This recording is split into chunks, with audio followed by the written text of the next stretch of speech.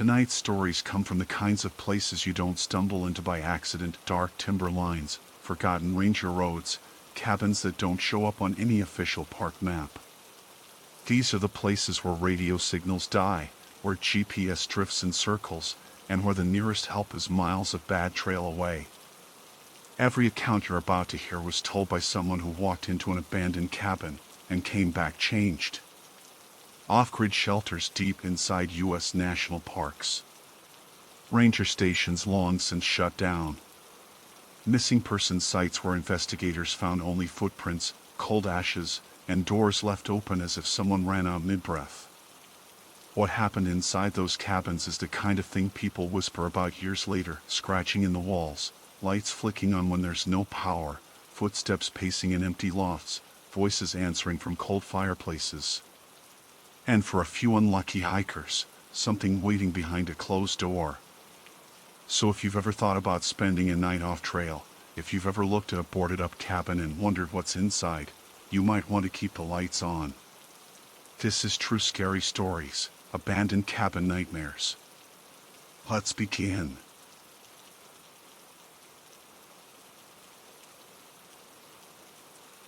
My name is Dana Krill, and for the past 8 years I have worked as a field logistics coordinator for long-distance backpacking teams.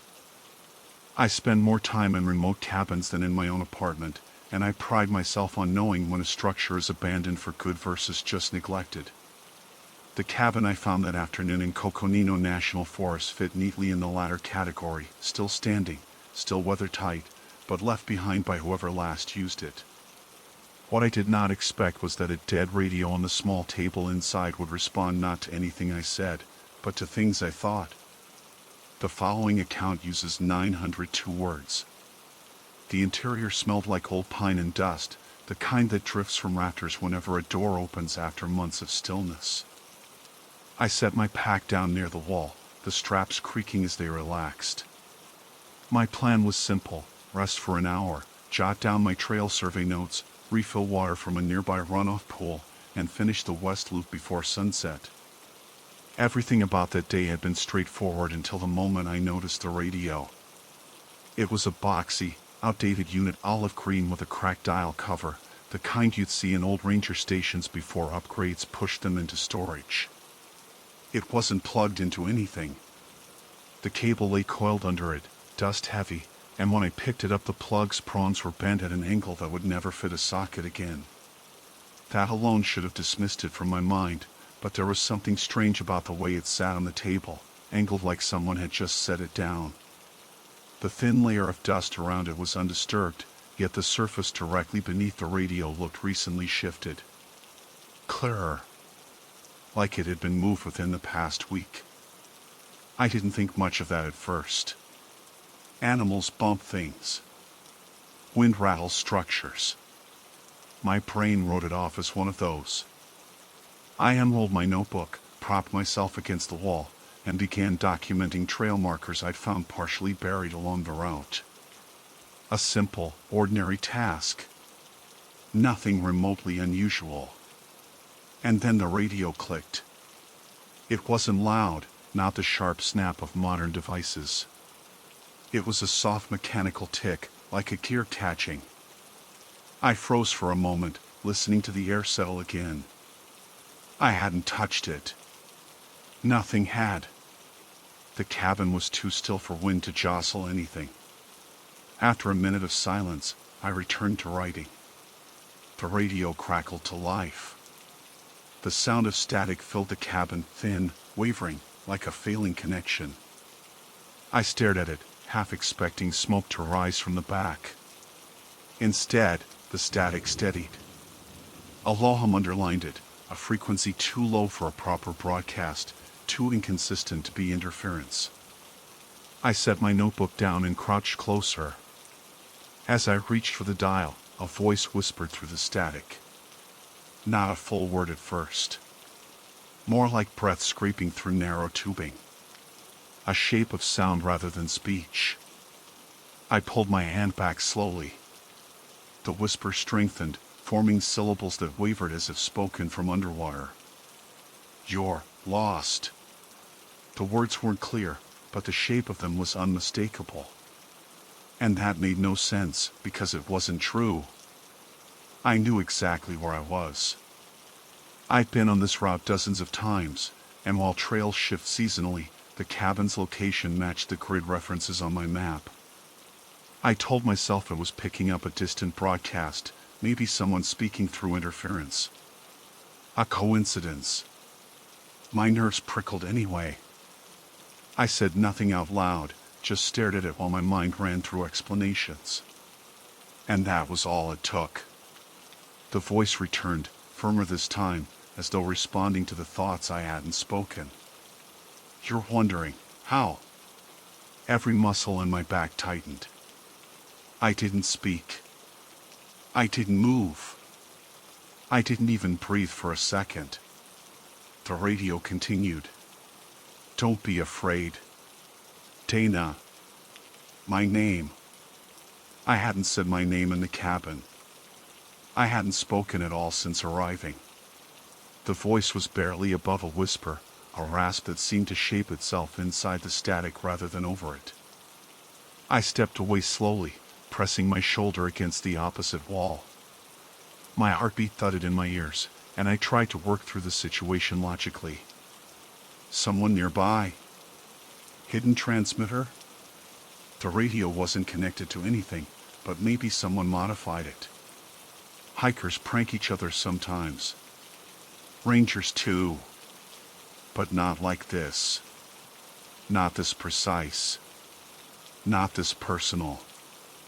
I reached for my pack, planning to step outside and get some distance while I inspected the unit.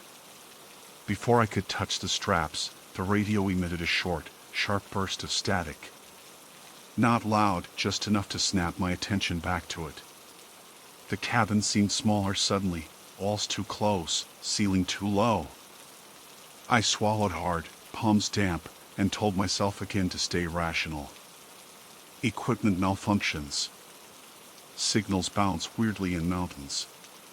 People joke. That was when the whisper returned, softer than before but unmistakably deliberate. Don't turn around. I hadn't been planning to turn. Not until those words replayed themselves inside my head.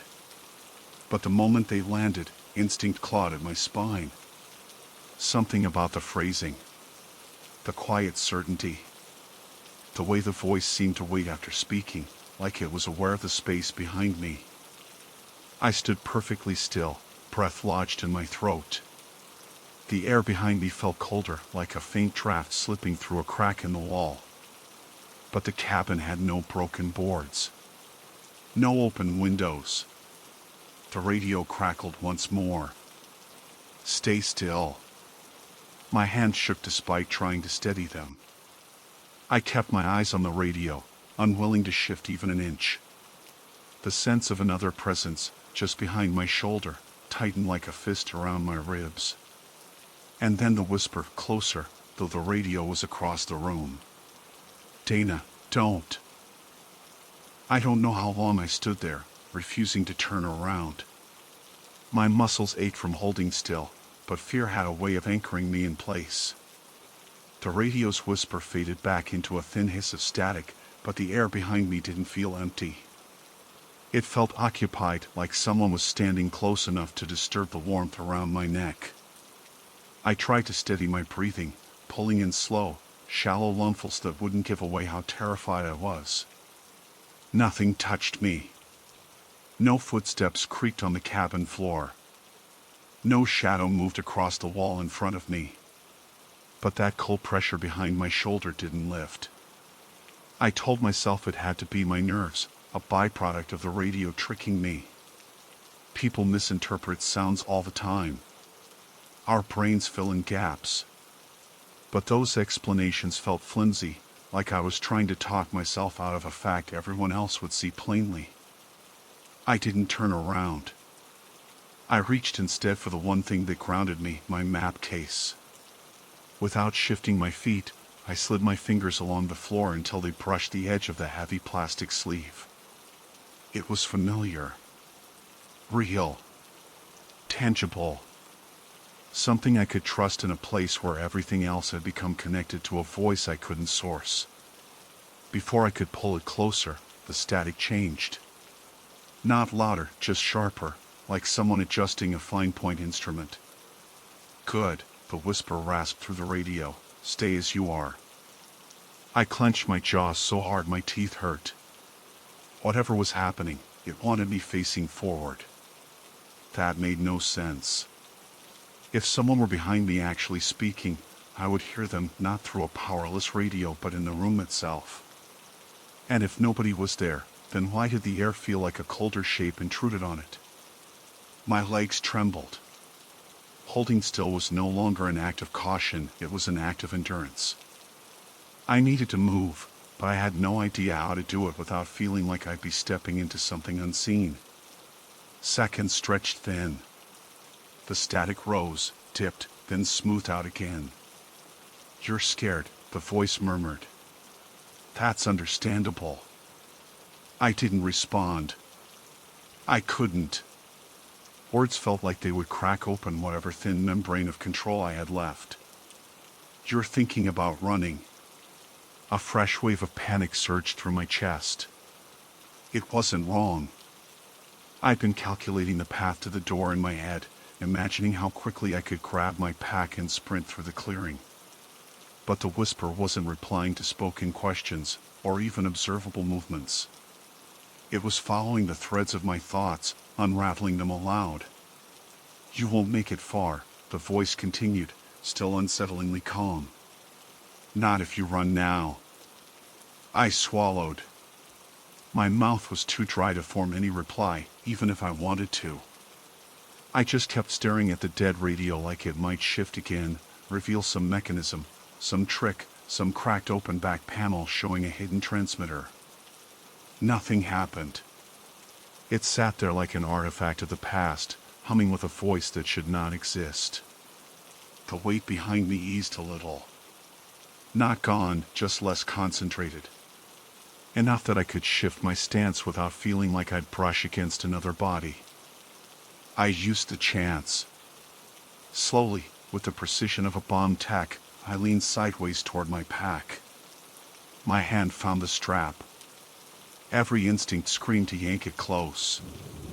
The radio's whisper slipped out again. "No!" The word wasn't loud. Just flat. Final. I froze mid-motion. The cold pressure behind me grew stronger again, like something responding to the sound. My fingers uncurled from the pack strap on pure reflex. "Good," the voice said, as if rewarding obedience. I felt sick.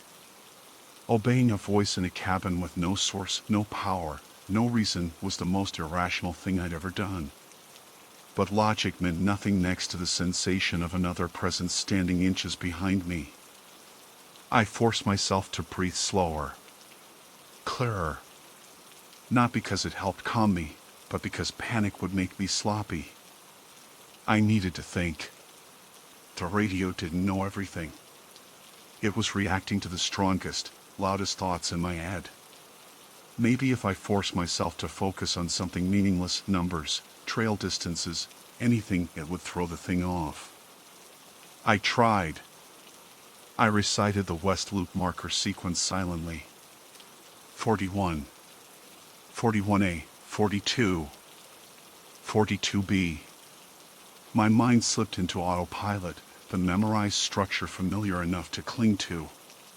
The radio didn't answer at first. Then it crackled softly. 43 is missing. My stomach flipped. That marker was missing. I had planned to report it during my next check-in. I hadn't written it yet. I hadn't said it out loud. The knowledge of it lived only in my mind. I didn't bother suppressing the fear anymore. I needed to get out. Staying inside was no longer caution, it was a trap. Slowly, with the kind of tension that made my fingers ache, I lowered myself into a crouch as if adjusting my posture. My hands slid along the floorboards again, this time reaching for the map case, not the pack. The map case was rigid, heavier than it looked. A decent improvised weapon if I needed a distraction. The whisper seeped out again. Dana. My fingers closed around the map case. The radio hissed for a long moment. You're thinking louder now. I gripped the map case tighter. You want to run, the whisper breathed. You want to turn around. The cold behind me shifted, slight, subtle, like air displaced by someone leaning forward. But you shouldn't. My heartbeat hammered against my ribs. Because, the voice whispered, you're not alone. A floorboard behind me groaned. Not the radio. The floor. Under actual weight. I stiffened, every nerve screaming. Another shift. A second creak. Slow. Deliberate. Someone was standing behind me. Or something. The radio's voice lowered to a hush. Don't look. I stayed frozen, crouched with the map case clenched in my hand like a useless piece of armor. The second creak of the floorboard behind me wasn't my imagination. It wasn't nerves. It wasn't the cabin settling.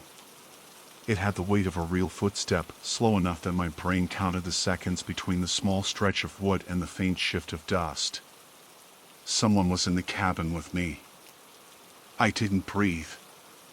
My fingers stiffened around the plastic edge of the map case. I wanted to whip around, swing blindly, run for the door, anything but sit there and listen to the space behind me change shape. But panic would only get me cornered, and the radio's whisper had already proven it was anticipating my impulses. The static on the radio thinned, becoming more like shallow breathing through a cracked filter. Stay put, it murmured. A third creak sounded behind me, closer than the last, and cold air slipped across the back of my neck. Not a jolt of wind, just a faint drop in temperature you feel when someone stands too close. My mind wanted to make sense of it, but every explanation I came up with unraveled. No one should have been out there. The trailhead for this section had been closed for seasonal maintenance. My permit was the only one issued for the week. There had been no fresh tracks in the mud around the cabin. Whoever was behind me hadn't followed me in. They'd already been inside. My chest tightened. Every second I stayed in that crouch felt like my body was waiting for something to reach out, to grab, to push. The silence behind me was worse than any sound could have been. The steps had stopped. Whoever it was stood perfectly still, just like I was. The radio hissed again. I know what you're thinking. I shut my eyes hard. Not because it helped, but because I didn't want anything in the room to see the fear in them. You want to know who's behind you, the voice said quietly. But you'll make a mistake if you look. Another shift of weight behind me. Something brushing faintly against the floor like a cloth sliding. My breathing hitched despite trying to control it. Dana, the radio whispered, almost gently, wait. I don't know why those words made something in me snap, but the idea that I was obeying a broken radio and a silent stranger pushed me past fear into something sharper. I couldn't stay pinned in that corner forever. If someone was actually behind me, a human being, they hadn't touched me yet. That meant hesitation. That meant leverage. And if it wasn't a person, then looking wouldn't make anything worse than imagining it. I inhaled slow, bracing myself. I didn't stand. I didn't lunge. I simply shifted my weight and pivoted on the balls of my feet just enough to look over my shoulder. The moment I moved, the radio spat a harsh burst of static, like it was shouting. No! I turned anyway. There was no one there. Just the back wall of the cabin, the sagging cot, the corner where old snowmelt had stained the floorboards gray. Empty. Completely empty. But the cold remained. It was strongest near the cot, as if something had been standing there a moment earlier and left behind a residue of air that hadn't decided to warm back up yet. My pulse raced so hard I felt it in my skull. Seeing nothing should have relieved me. It didn't. The opposite. It made everything worse. If no one had been behind me, then what made the floorboards creak? What displaced the air on my neck? The radio hissed like a reprimand. You shouldn't have done that. I stood quickly, snatching my pack by the top strap and dragging it toward the door. The cabin's interior felt different now, less enclosed by wood and more like a hollow where something had seeped through the cracks. I didn't trust the silence. I didn't trust the faint smell rising from the cot, a mix of stale cloth and something like cold metal. The radio crackled again, more frantic this time. Dana, listen. I didn't. My only focus was getting out of that doorway. Sunlight spilled through the cracked frame, hitting the dusty planks near my feet like an invitation. You have to stop, the voice hissed through the static. It's not safe out. I shut it off with a single swipe of my hand. The silence was instant. Thick. Like the radio had been filling the whole room with a pressure I hadn't noticed until it was gone. I slung my pack onto one shoulder and stepped outside. The forest air hit me immediately, warm, dry, filled with the smell of pines and dust. Real. Solid. Everything the cabin wasn't. I started down the narrow trail toward the west loop, moving fast but not running. Running meant you knew something was chasing you. I refused to give that shape. The trees swayed gently overhead. Sunlight filtered through the branches. Nothing felt wrong at first. But as I pushed deeper into the trail, a prickling unease crawled along my spine. It wasn't the forest, it was the sense of being observed. Not followed. Observed. Like someone matching my pace at a distance, just out of view. I kept walking. After 5 minutes, I heard a sound behind me. Not a footstep. Not rustling. A faint click of static. I stopped. The forest stopped with me, no wind, no birds, no leaves shifting. Slowly, I turned toward the direction of the cabin. Nothing moved. Then the static came again, farther off, like something portable, something being carried. I gripped the map case tighter. Another click. Closer. I saw nothing in the trees. No figure. No device. Just sound drifting toward me like a whisper traveling between trunks. I took a step back. The static followed. Then a voice, thin, strained, but unmistakably the same whisper from the cabin, threaded through the trees. Dana, don't turn around. But I already had.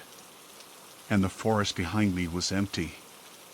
Empty except for the faintest shape of cold air moving through the pines, approaching with deliberate patience, as if it had all the time in the world to catch up. And the last thing I remember hearing before I started to run, really run, was the whisper curling out of nowhere. You shouldn't have left a radio.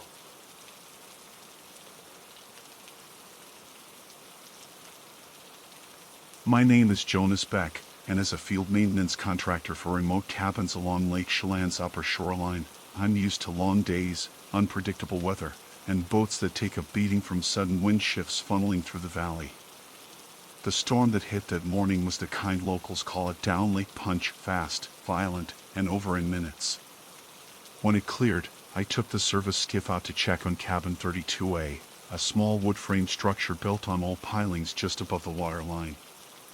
It had withstood decades of storms. I fully expected to find a few loose boards, maybe a torn gutter, nothing more. I didn't expect to find the entire cabin tilted, half submerged, roofline barely above the surface like the lake had decided to swallow it. The place looked wrong from the moment I spotted it through the glare, an uneven silhouette dipping into the water at an angle steep enough that the front deck was completely underwater.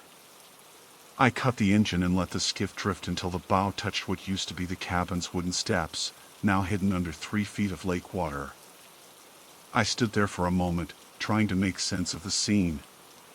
The storm shouldn't have caused that much structural damage. The pilings were driven deep. The shoreline hadn't eroded. Something else must have happened, maybe a mud shift under the lake bed, maybe I hadn't noticed. Then the lights came on. At first I thought it was just the sun catching on submerged glass, but no, 2 warm yellow glows flickered to life beneath the surface. Cabin 32, it was still wired to solar, and I knew the battery system was mounted high inside. It shouldn't have been affected yet. But there they were, the interior lights shining through drowned windows, shimmering and bending in the ripples.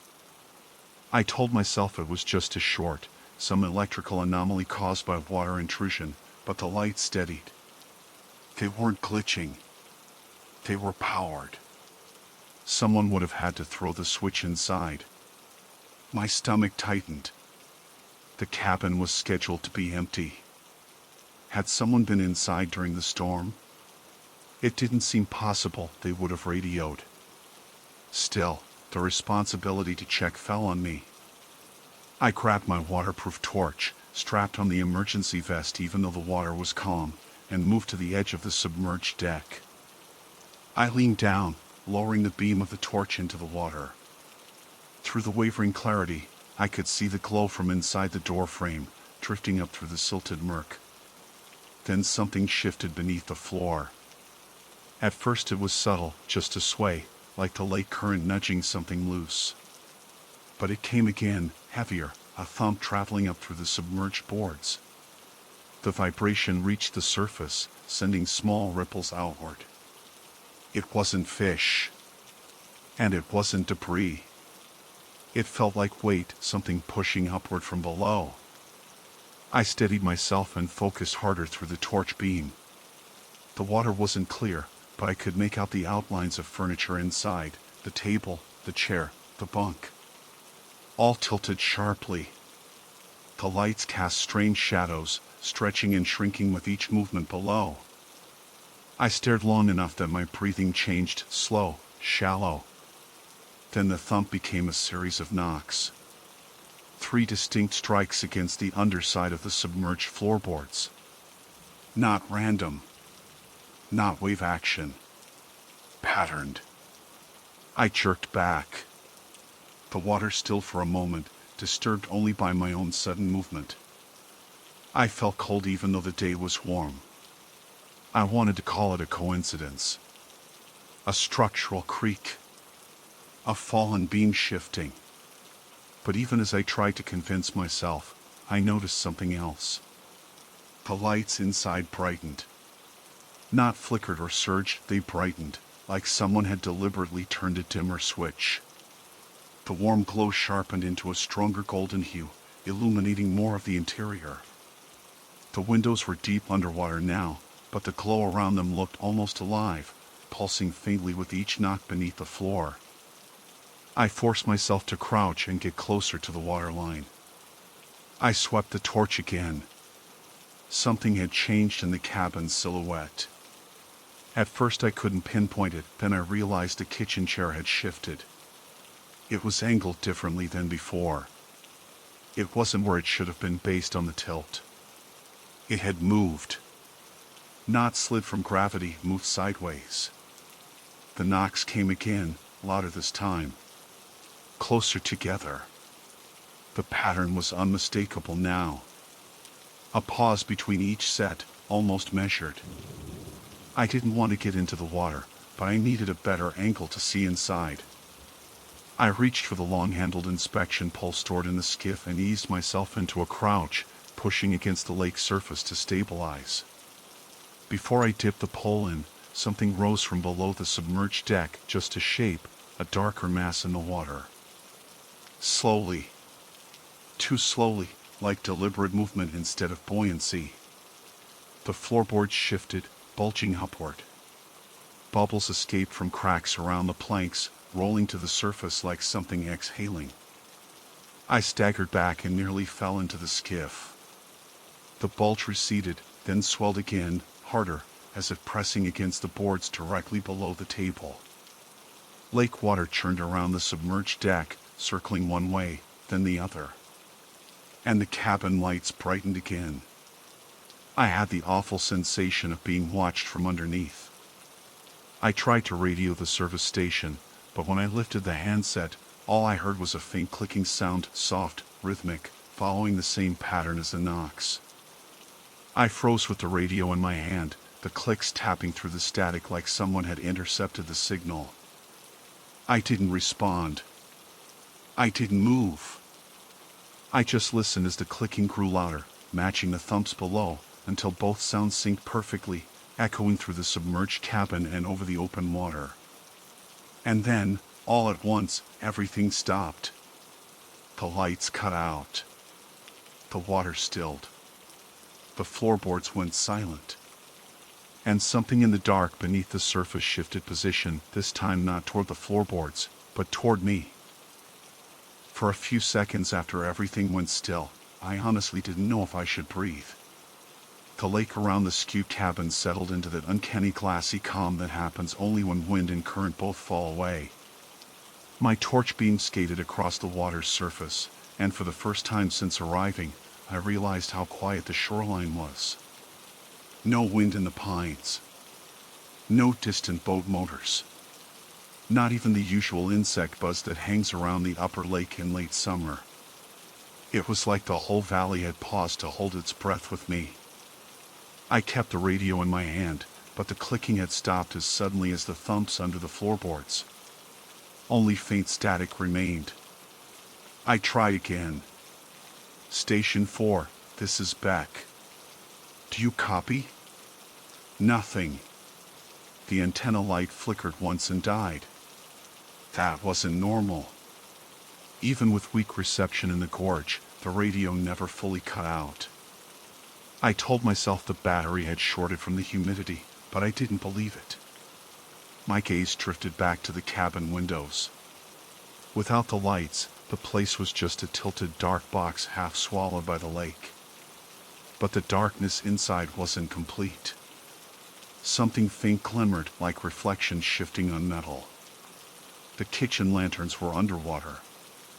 The bunk frame too. Maybe it was just sunlight catching on something submerged. That was the explanation I kept reaching for. It didn't stick. Another ripple rolled out from beneath the deck. Just one. Small. Too deliberate. I steadied the inspection pole and leaned forward again, pushing it into the water. The moment the tip broke the surface, I felt resistance like the water thickened instantly, clinging, tugging. I pushed harder, but the pole barely moved. It wasn't snagged. It wasn't caught. It felt like the lake didn't want anything intruding deeper. I pulled it back. A shiver went up my forearm as if the cold had reached through the metal and touched me. Okay, I muttered aloud, because my brain needed the sound of my own voice. That's enough for today. But I didn't leave. My feet stayed planted on the submerged steps. Something about the stillness made walking away feel wrong, like turning my back would trigger whatever was below to surge upward again. Then the glow returned. Not from the windows this time. This time it came from the seams between the floorboards themselves.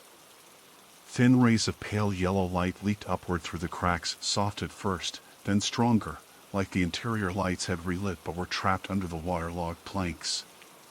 The boards bowed again, just slightly, rising and falling with a slow, rhythmic pressure.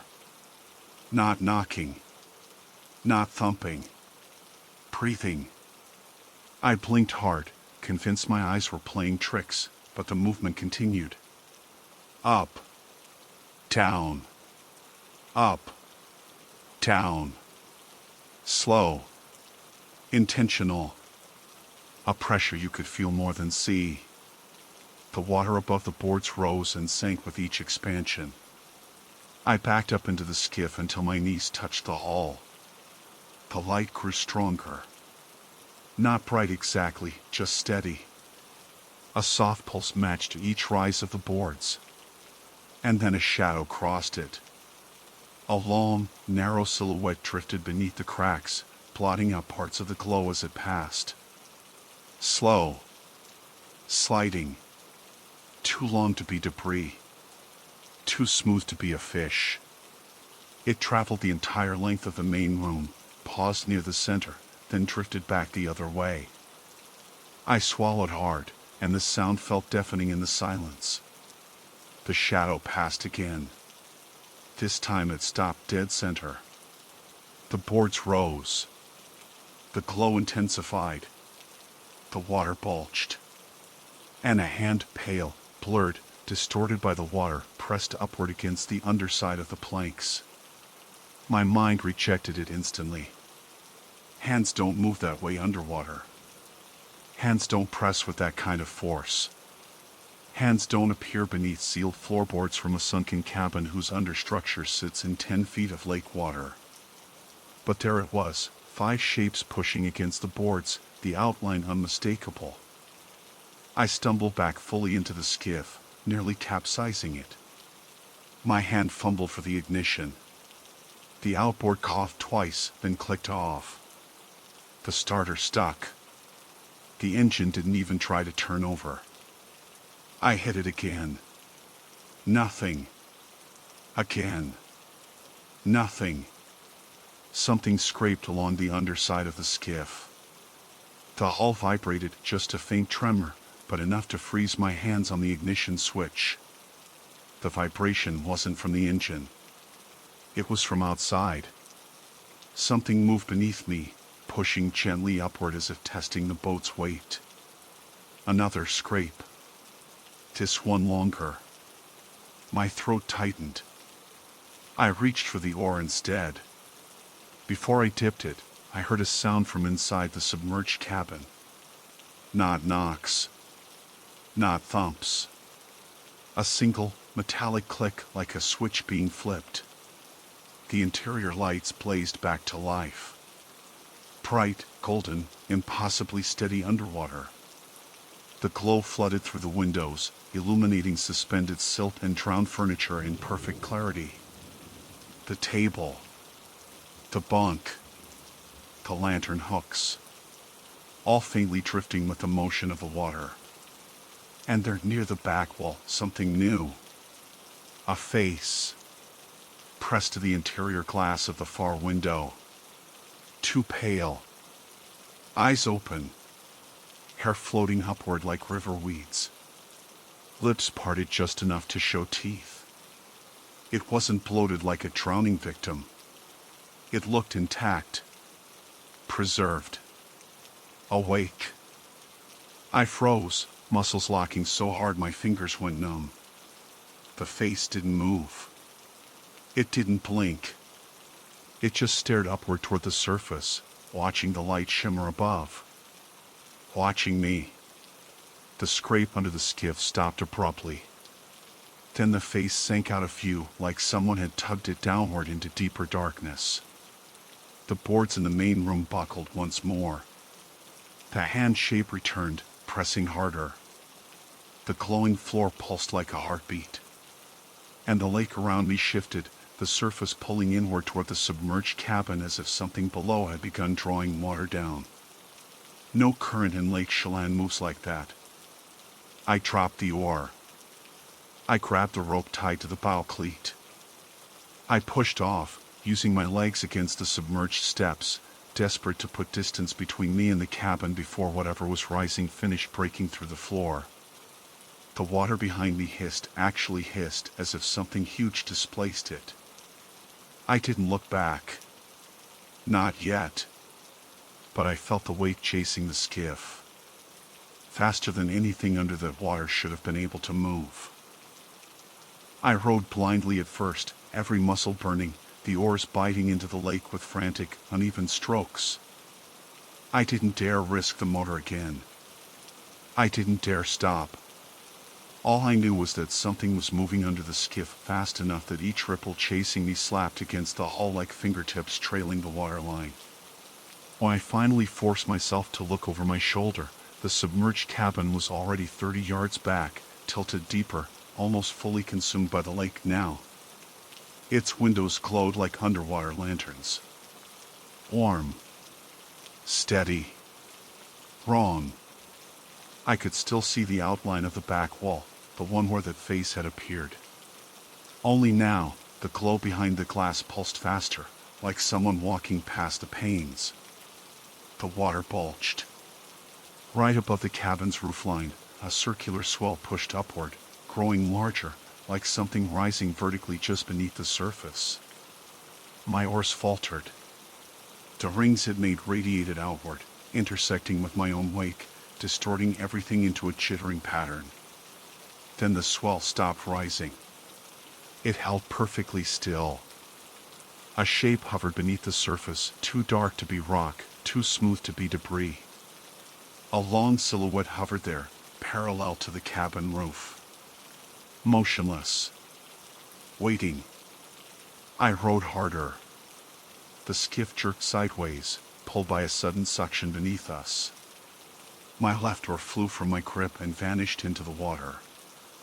I grabbed the gunwale, holding myself upright as the boat twisted toward the cabin like something had hooked the hull from below. No, no, no, no, the words tumbled out, half breath, half prayer. The pull stopped as abruptly as it started, flinging me forward. I slammed against the bow, breath knocked from my chest. While I gasped, the water around the skiff stilled again, unnaturally still, like the lake was caught in a held breath. I reached for the second oar, gripping it tight. I lifted it to row. And the light beneath me shifted. Not from the cabin. From directly under the skiff. A faint glow grew upward, barely visible at first, a pale yellow that brightened enough to show drifting silt and strands of lakeweed rising from the depths. The glow widened, spreading outward in a soft halo. I leaned forward despite myself. Something was down there. The light sharpened, and for a fraction of a second I saw a shape moving, smooth, long, sinuous. A body? A limb? The angle distorted everything. The glow intensified, shining directly upward. And a face appeared below the surface, inches from the hull. Not the same face from the cabin window. This one was closer. Clearer. Eyes open, staring straight up at me. Hair floating in a dark halo. Lips parted as if mouthing something, a word, a warning, I couldn't tell. Its expression wasn't panic or decayed or distorted by water pressure. It was calm. Waiting. I jerked backward, the skiff rocking so violently it nearly tipped. When I looked again, the face was gone. The glow dimmed. The silt settled. The water went black. A whisper of current brushed the underside of the hull, nudging me gently, almost guiding me not toward the shoreline. Toward the cabin.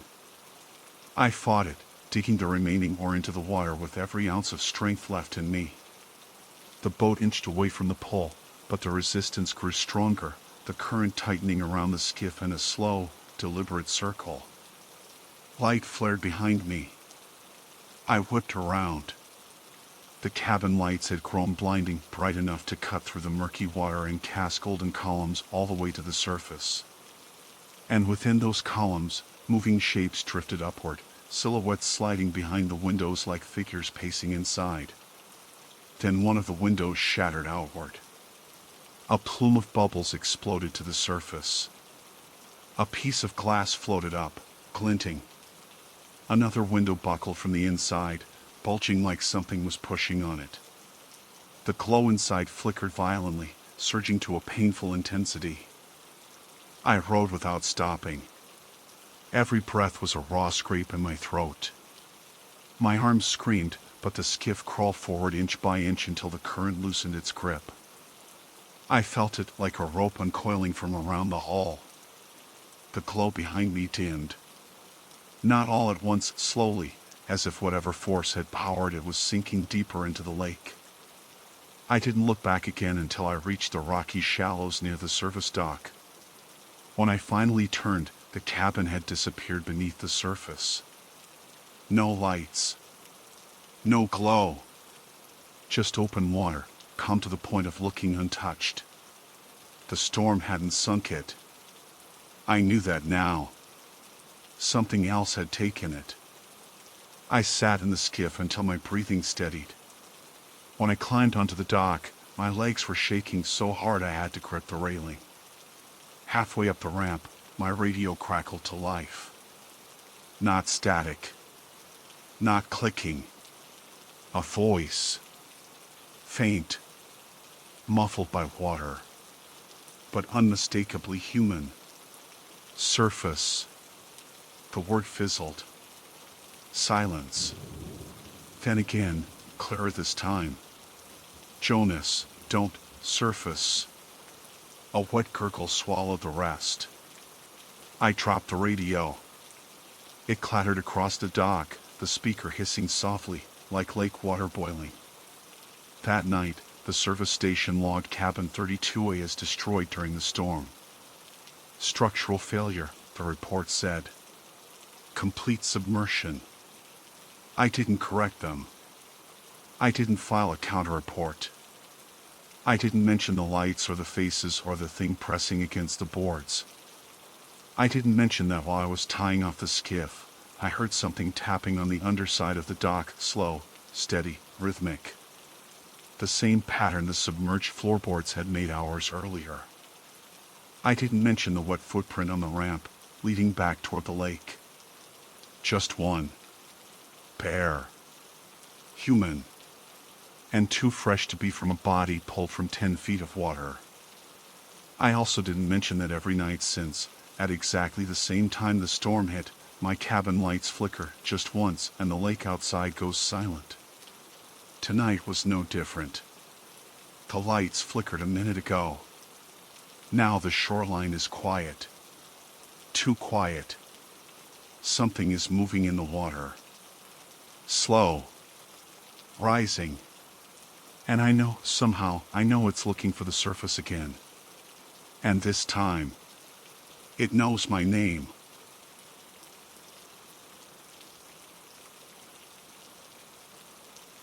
My name is Tessa Rowan, and I work as a backcountry survey assistant under the State Forestry Office. This assignment wasn't supposed to involve entering any structures. My task was simply to hike the ridge loop outside Red Fern Hollow, identify wind-damaged trees after the previous night's storm, flag anything posing a hazard, and radio in before dusk. Nothing about cabins.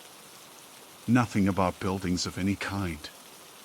But the storm had blown through harder than expected, and the trail markers were half buried under fallen branches.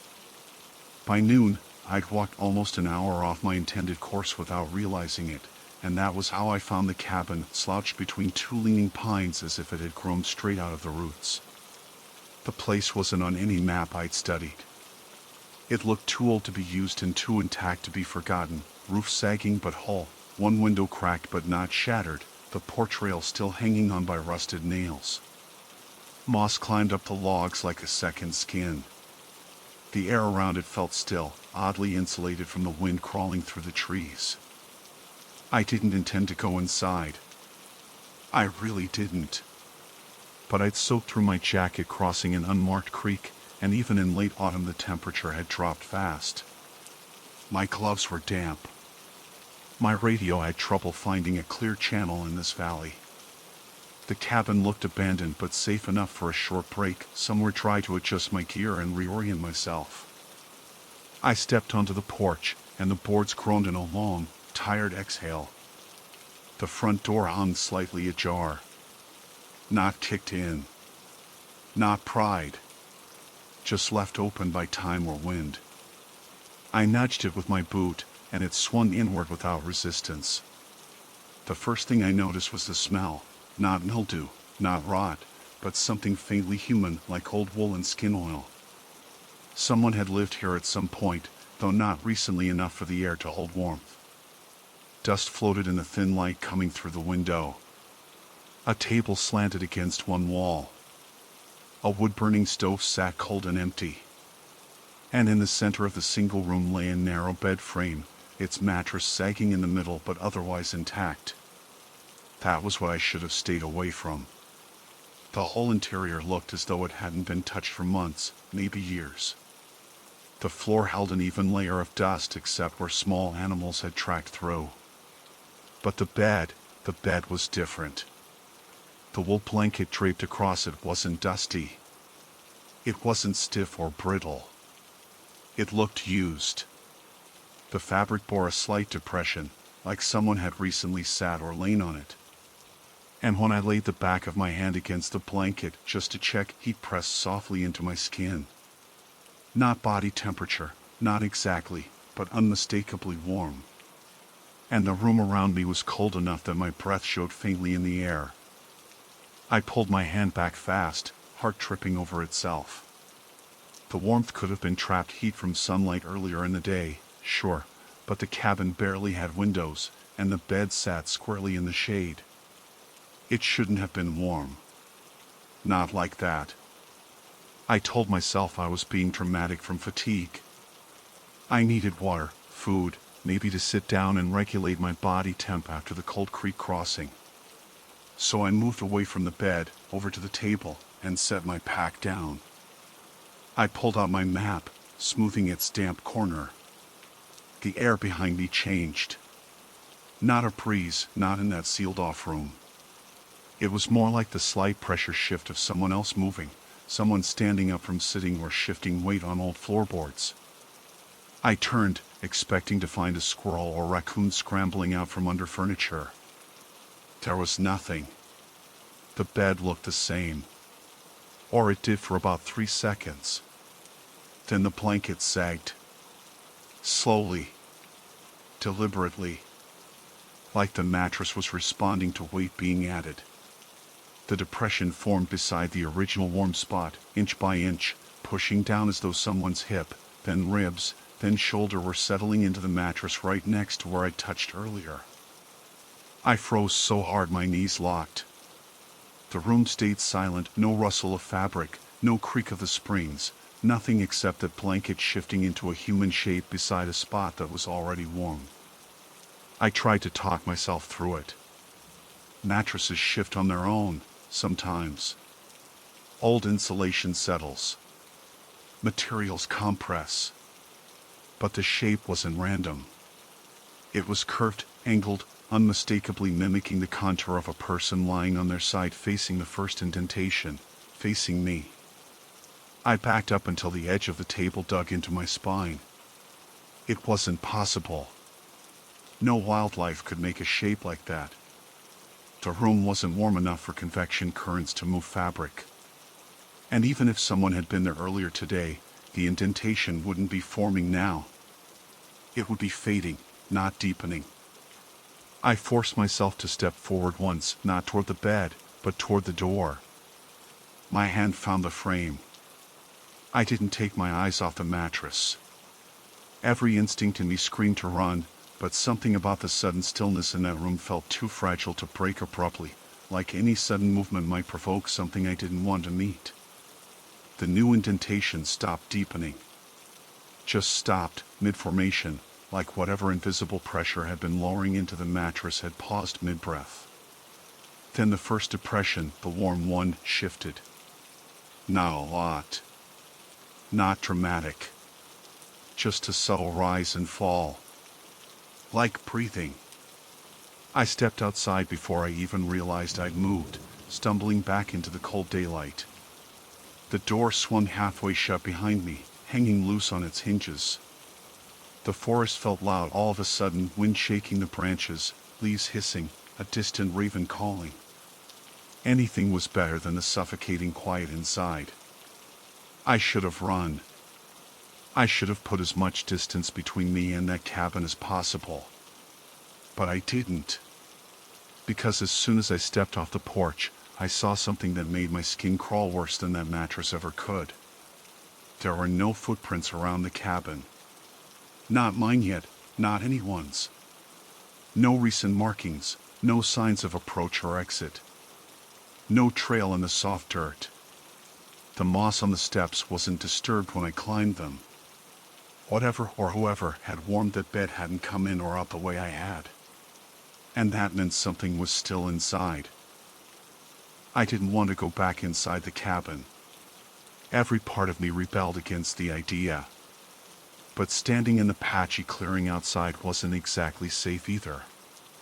The storm-damaged trees groaned overhead, and the temperature kept dipping. I checked my radio, hoping I'd catch a signal this time, but all I got was static. Thick, choking static, like someone pressing their fingers into the speaker.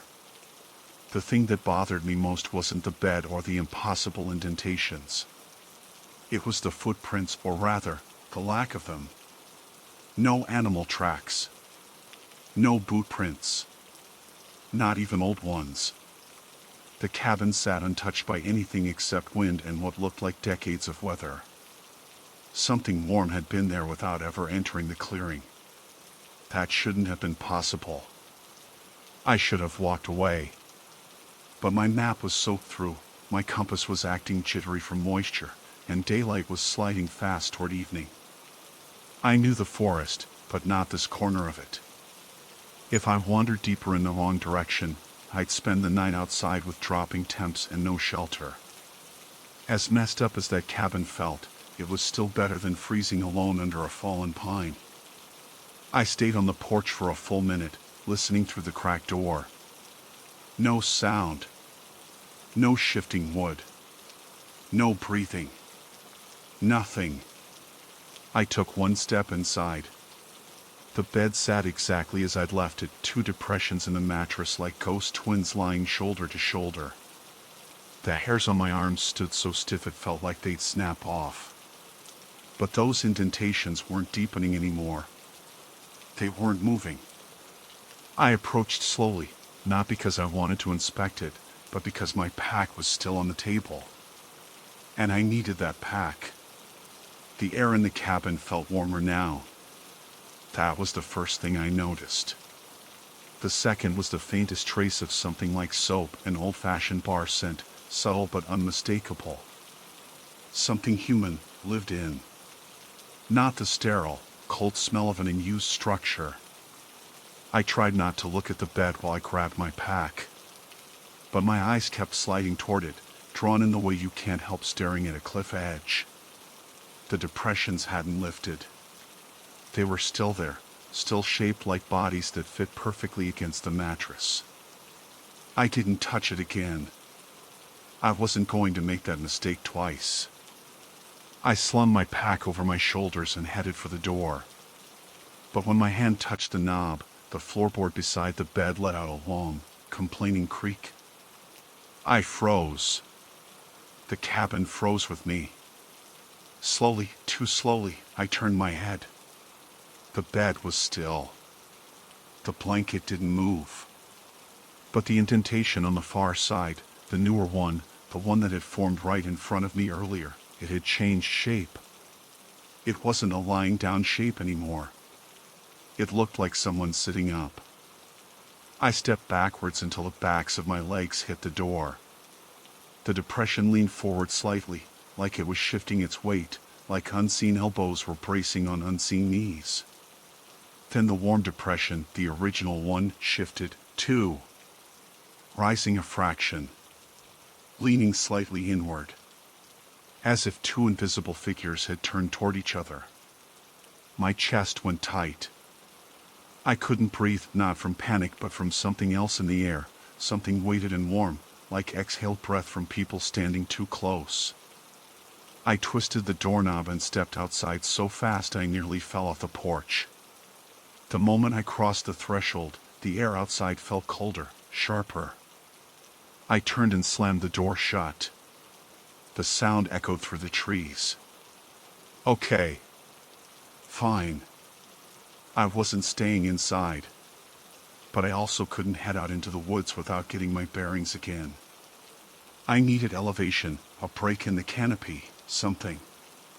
I spotted a slight rise behind the cabin and climbed it, boots slipping on damp leaf litter. From the top, I finally got a view of the surrounding terrain, massive storm debris, fallen limbs everywhere, unfamiliar ridge lines. A maze of wilderness even on a clear day. While I stood trying to orient myself, the cabin creaked below, just once. A long, slow settling sound. Normal, I told myself. Just with shifting with temperature changes. But then it came again. Shorter.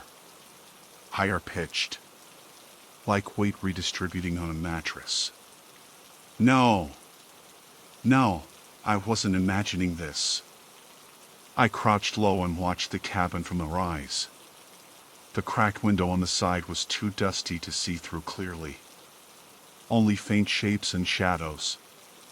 But one thing stood out, something I hadn't noticed earlier. The glass had smudges on the inside. Long ones.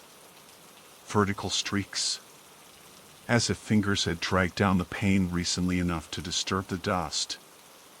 I felt suddenly exposed on the ridge, like the air had grown alert around me. I stepped down quickly, returning to the porch, keeping my eyes fixed on the doorway. Part of me wanted to barricade it shut, but another part whispered that anything inside that didn't need footprints wasn't stopped by wood. I paced the clearing, searching for anything I missed earlier, signs of recent fire, food wrappers, droppings, debris. Nothing. But about 10 feet behind the cabin, I found something buried in a patch of moss. A shoe print. Just one. Old, maybe. Hard to tell. But it pointed toward the cabin, toe angled right at the rear wall. And the shape wasn't mine. I wore hiking boots with deep traction. This print was smoother, worn, and older style. A chill cut down my spine. Someone had been here before me. Maybe years ago. But then why was the bed warm? Why were the smudges fresh? Why the scent of soap? Why the sitting up depressions? I circled back to the cabin door, gripping the frame with both hands. I didn't want to go in again, God, no. But as the shadows stretched across the clearing, the temperature kept dropping. I needed fire. Shelter. Any kind of barrier between me and the coming night. Finally, I pushed the door open inch by inch. The cabin was dim but still. The bed remained slumped exactly the way I'd last seen it, two shapes, one upright. But something else had changed. On the table, right beside where my pack had just been resting earlier, lay a folded square of cloth. Perfectly placed. Clean. Neatly creased. It was a handkerchief. And it hadn't been there when I walked out. I didn't touch the handkerchief at first.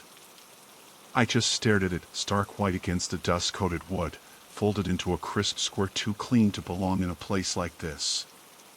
It looked fresh. Recently placed. Intentionally placed. For a long moment I couldn't even step forward. My pulse thudded hard enough to make my fingers tremble. The cabin felt warmer again, not by degrees but by presence, like someone was standing just close enough to radiate body heat. I forced myself to speak, even if it sounded ridiculous. Hello? My voice didn't echo. It landed flat, absorbed by old timber and still air. No answer. No movement. I took one careful step inside. The floor groaned softly, and the bed's irregular depressions seemed to deepen, just by a hair, as if reacting to the vibration of my footsteps. My skin prickled. I kept my gaze locked on the handkerchief, because focusing on that small, tangible thing was easier than acknowledging whatever might be shifting in that mattress behind me. It took everything in me to reach the table. I hovered a hand above the cloth without touching it. It was spotless. No dust. No moisture. Someone had placed it recently. Within minutes, maybe seconds, of me stepping outside. My throat tightened. I scanned the room again, slowly, forcing myself to track every detail so I wouldn't miss something obvious in panic. The cold stove, the sagging roof, the pile of pine needles caught in one corner, the warped floorboards, the smell, slightly stronger now, soap, and something else underneath. Something like worn fabric warmed by skin. I looked up. That was when I saw the second handkerchief, its corner sticking out from under the far edge of the mattress. I backed up immediately, bumping the table hard enough to rattle it. Something had placed that, too. My breathing started to shorten, not because I was panicking, at least that's what I told myself, but because the air in the cabin seemed to thicken, almost humid. Warm. Too warm for a structure with no fire, no light, no occupant I could see. I forced myself toward the door. I had to get out, find a way around the ravine, hike back toward the marked trail before dark. I'd rather risk a broken ankle in the woods than whatever was happening here. But the moment I stepped into the doorway, I stopped dead. Across the clearing, between the leaning pines, hung a thin veil of mist. It hadn't been there minutes ago. The humidity didn't match the temperature drop, and the mist wasn't spreading, it was lingering, hovering in place as if confined to an invisible boundary around the cabin. My radio hissed suddenly with static so loud I jumped. Not just noise, patterned pulses, like someone brushing a thumb repeatedly across the receiver. Then a low, dragging exhale threaded through the interference. A breath. I snapped the radio off and stepped down from the porch, adrenaline drowning out every rational thought. Being near the cabin was a mistake. Staying inside might have been worse. I pushed toward the tree line on the opposite side, hoping to bypass the mist. 2 steps in, my boots skidded. I looked down. Another footprint. Not mine. Fresh. The dirt was damp but undisturbed until now, except for this clear, single print, a heel, then the ball of a foot, long stride angle pointing not toward the woods, but back toward the cabin. Someone had walked in a circle here. Recently. Just 1 step placed down, then nothing else. A single step. I stumbled backward, heart hammering, and turned around. The cabin door was open. Wide open. I knew I hadn't left it like that. I'd pulled it nearly shut before crossing the clearing. The hinges hadn't squealed. No sound had warned me. I didn't want to look inside, but my eyes dragged toward the opening on their own. The light slanting and caught the bed straight on. One of the depressions was gone. The other was deeper. Like something had leaned forward, then risen. The warmth rolling from the doorway hit me then, unmistakable, like the air after someone steps out of bed. It wasn't metaphorical warmth, it was body heat. Actual, palpable, human warmth. And it was moving toward the door. I bolted. I don't even remember choosing a direction. I just tore into the trees, hearing branches whip against my sleeves, boots pounding over roots, lungs burning in air that grew colder with each stride. The forest swallowed me fast, the thick canopy trapping dim gray light under its branches. I glanced behind me once, just once. The clearing was empty. No figure. No shape. But the door was still open, and the warmth I'd felt hadn't been imagined. Something with a body had stood near me. Something without footprints. Something that lay where no one had lain for years. I forced myself to focus. Panic wouldn't help. I needed altitude, a landmark, a way to triangulate back to known routes. I scanned for a high ridge and pushed toward it.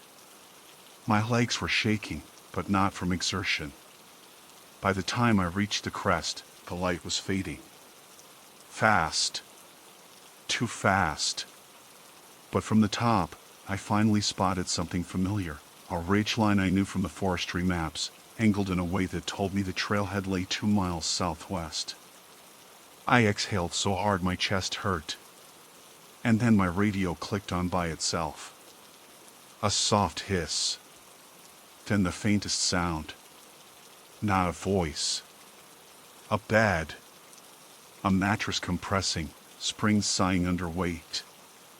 Then another exhale. Close. Too close. Wet with warmth, as if someone leaned toward the mic, breath brushing the receiver grill. I hurled the radio down the slope. It bounced off a rock and vanished into the brush. I ran the rest of the way back. When I finally reached the trailhead, the sky had gone almost black.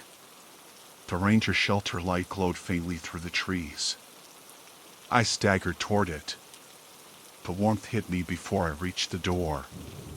Not from the heater, those units barely worked at night. This was the same warmth as the cabin. The same soft, pressing presence. I stopped cold, staring at the shelter window. Inside, the cot was sunken in the middle. An indentation, fresh, formed exactly the shape of someone lying on their side. Facing the door. Waiting.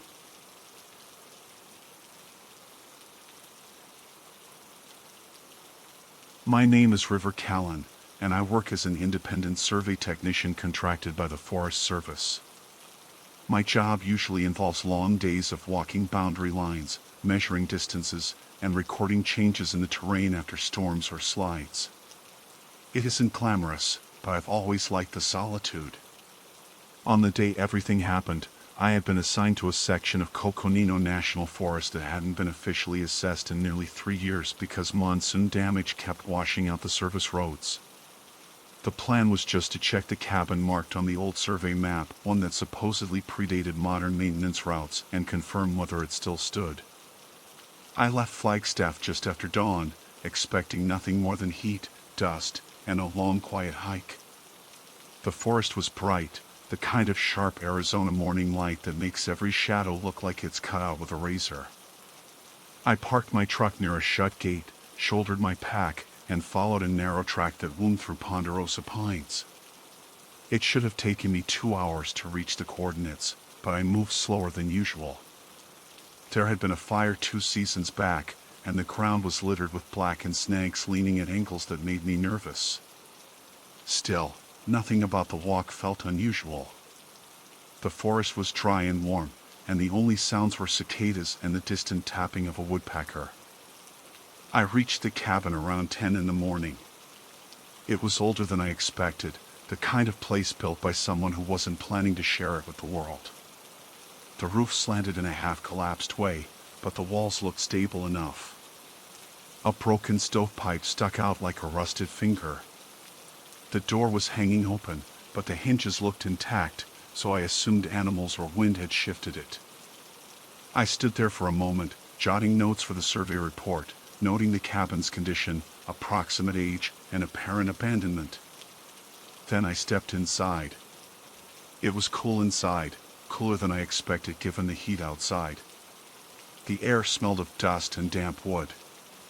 A narrow cot sat pressed against the right wall, one leg splintered but still holding. An old iron stove crouched in the corner. And directly opposite the door, mounted crookedly above a small table, was a tall mirror framed in chipped black paint. The glass was cracked on the upper left quadrant, the fracture spidering out like a frost pattern. I wouldn't have thought anything of it if not for the light. At first I thought it was just the way the cracked surface bent a reflection, but something felt off. The cabin behind me in the mirror looked brighter, as if sunlight were coming from a different angle. The real cabin was dim, shadows stretching inward, but the reflection was washed in the pale yellow of early morning light. I stepped aside, thinking maybe it was just glare from the door. But the brightness in the mirror didn't change. It stayed brighter than the room I was standing in. I leaned closer. The reflection showed the same cot, the same stove, the same table, nothing magical or dramatic. Just the cabin. But in the mirror the sunlight looked fresher somehow, like dawn rather than mid-morning. I lifted my hand, testing the reflection's accuracy. It lifted with me, perfectly aligned. Everything looked normal except for the quality of the light. I stepped back and sat on the edge of the cot, checking my watch to see if maybe I was misjudging the time or if the forest canopy was shading the real cabin more than I thought. My watch read 10:18 a.m. The sun should have been high enough that both the real cabin and the reflection had similar brightness.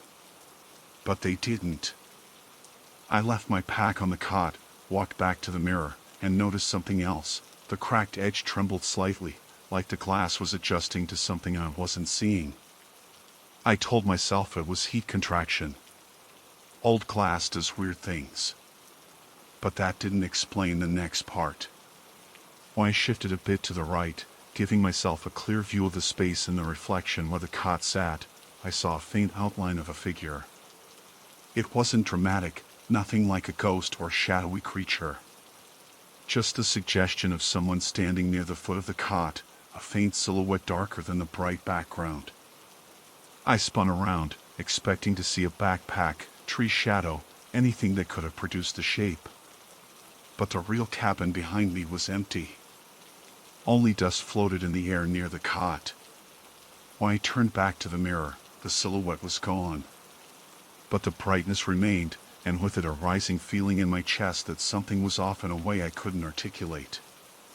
I tried to shake it off, convinced I had misinterpreted dust or the angle of the crack, and went back to my notes.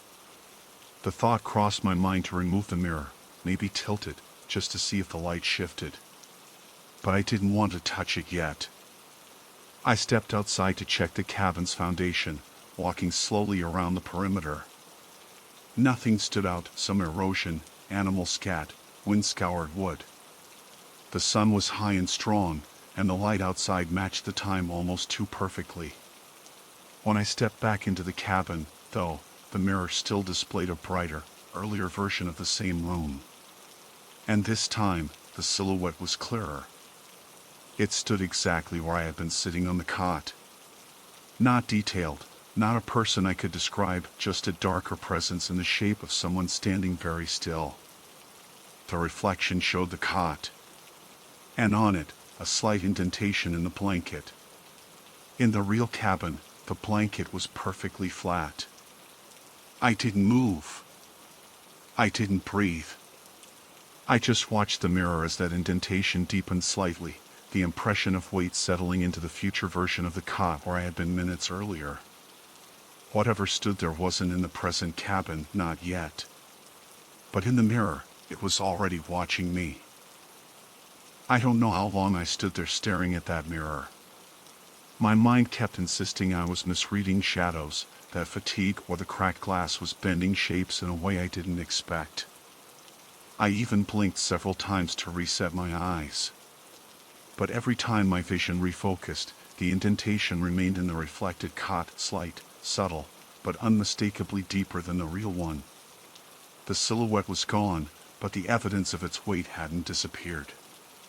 It felt like watching a recording of something that hadn't happened yet. Something that would. I forced myself to breathe normally, to think like a survey tech instead of someone slipping into a panic spiral. I stepped toward the mirror again, slowly this time, paying attention to everything around me. The real cabin was quiet. Dusty. Empty. The kind of emptiness that's too complete, as if nothing living had touched the room in years. But in the reflection, the faint golden sunlight made everything look cleaner. The lines of the cot were sharper. The dust didn't seem to hang in the air. The place looked less abandoned, like it was still being used.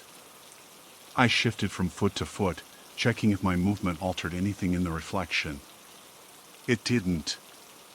The bright light stayed exactly the same, and the indentation in the reflected cot grew by maybe half an inch. The blanket dipped just enough that my stomach clenched. Whatever it was, whoever it was settling in deeper. I finally broke away from the mirror and forced myself to act like this was a normal survey job. I went to my pack, pulled out my camera, and snapped a few photos of the interior, including the mirror. The images looked normal, too normal. The brightness difference didn't show on the camera at all. If anything, the reflection looked darker than the room, which made no sense.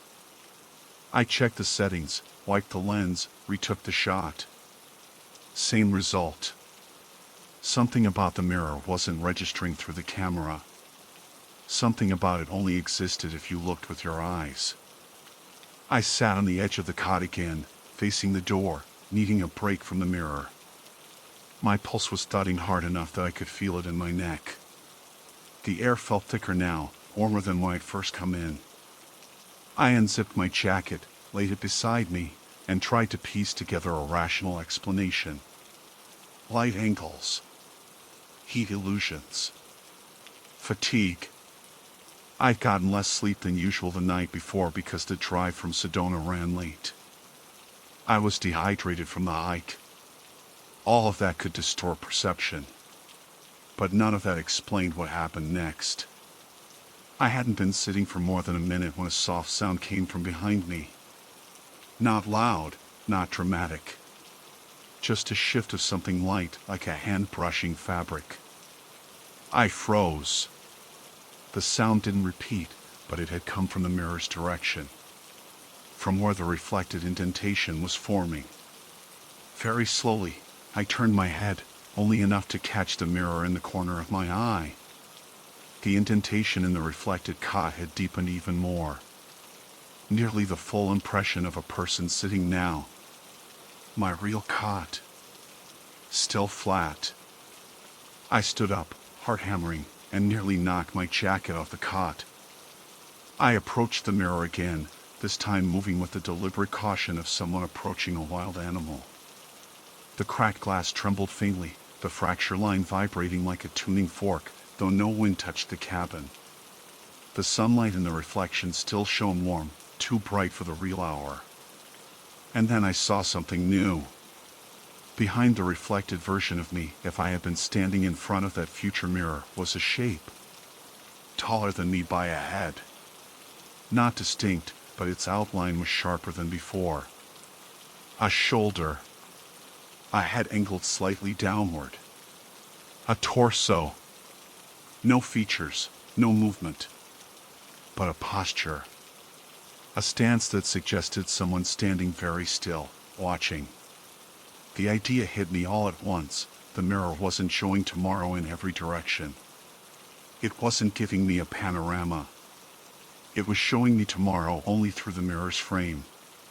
Meaning, if something happened tomorrow that the mirror would reflect, I was seeing that part now. And more importantly, the figure wasn't standing in the cabin at large. It was standing behind the version of me that would be in that same spot tomorrow morning. My breath caught so sharply I made a sound. The shape didn't react. The indentation on the reflected cot didn't shift. The cracked portion of the mirror shivered again, the vibration running along the fracture like it was under tension. I slowly backed away from the mirror, grabbed my pack, and slung it over my shoulder. I didn't care if the survey took another hour. I needed to step outside, even if just to reset my senses. When I pushed the cabin door open, the sunlight hit me hard, hot enough that my eyes watered. The air outside felt normal. Honest. Real. The kind of real I could rely on. But as soon as the door swung wider, I noticed something strange behind me. The temperature inside the cabin dropped sharply, a cold that brushed against the back of my legs. The contrast was so sudden that I turned instinctively. For a brief second, no more than a blink, I saw movement in the mirror from across the room. Not the reflection directly, but the motion of the blanket on the reflected cot. A lift and settle, as if someone had shifted their weight. That was enough to make me step fully outside. I stayed on the cracked stone threshold, my boots half on sun-baked earth, my shadow spilling into the cabin. I leaned against the door frame, breathing hard. The forest around me was calm. No wind, no animals moving through the brush. Even the cicadas seemed quieter than before. After a long minute, I forced myself to look through the doorway again. The real cot hadn't changed. The blanket still lay undisturbed. The stove was the same. The table hadn't shifted. But the mirror, more specifically, the brightness in it, looked stronger now, like the reflected room was experiencing late morning, almost noon. And as my eyes adjusted, I saw the silhouette again. Taller. Clearer. Still featureless, but no longer just a vague shape. It stood at the foot of the future cot. Exactly where I'd been sitting 10 minutes earlier. The realization sank in slowly, cold as the shade inside the cabin. The mirror wasn't predicting tomorrow's morning light. It was predicting where I would be. And who would be standing there with me. I kept one boot on the warm dirt outside and one on the cabin floor, as if straddling that threshold would keep the two worlds from merging. The brightness in the mirror didn't fade. If anything, it sharpened, the way sunlight gets right before noon. But it wasn't noon here. My watch said 11:02 a.m. The real cabin stayed dim, lit only by the door and a narrow slit of light through a warped board in the wall. The reflected cabin, though, glowed like it had been wiped clean by tomorrow's sun. I stepped fully inside again, even though every instinct told me not to. I needed to understand what I was seeing, or at least rule out the possibility that the mirror was damaged in some predictable physical way. I walked toward it slowly, keeping my pack on my shoulders. My footsteps felt too loud. The dust stirred in faint spirals around my boots, but in the reflection, the dust didn't move at all. Not a speck drifted in that bright future version of the room. I stood about 3 feet from the mirror and forced myself to examine everything. The stove looked the same in both versions. The table, too. The wood crane on the cabin floor matched perfectly, same knots, same cracks. Nothing differed except the lighting and the indentation on the reflected cot. And that silhouette. It stood slightly closer now. Not by much, but close enough that the height felt more imposing. Its head tilted, not sharply, but enough that it felt intentional, like it was studying something. Studying me. I lifted my hand again, hoping maybe the reflection would misalign, reveal some trick or distortion. But my reflected hand lifted perfectly in sync. The silhouette didn't move. It just lingered behind the reflected me, as if tomorrow's version of myself hadn't realized someone else was in the room with him. The idea twisted something deep in my stomach. I had to test it. I stepped backward, slowly, until my shoulder blades brushed the cabin wall. In the reflection, I saw tomorrow's version of me do the same. The silhouette stayed where it was. My reflected body moved independently from it, as if it wasn't interacting with me at all, just watching. I exhaled through my teeth, steadying my breathing.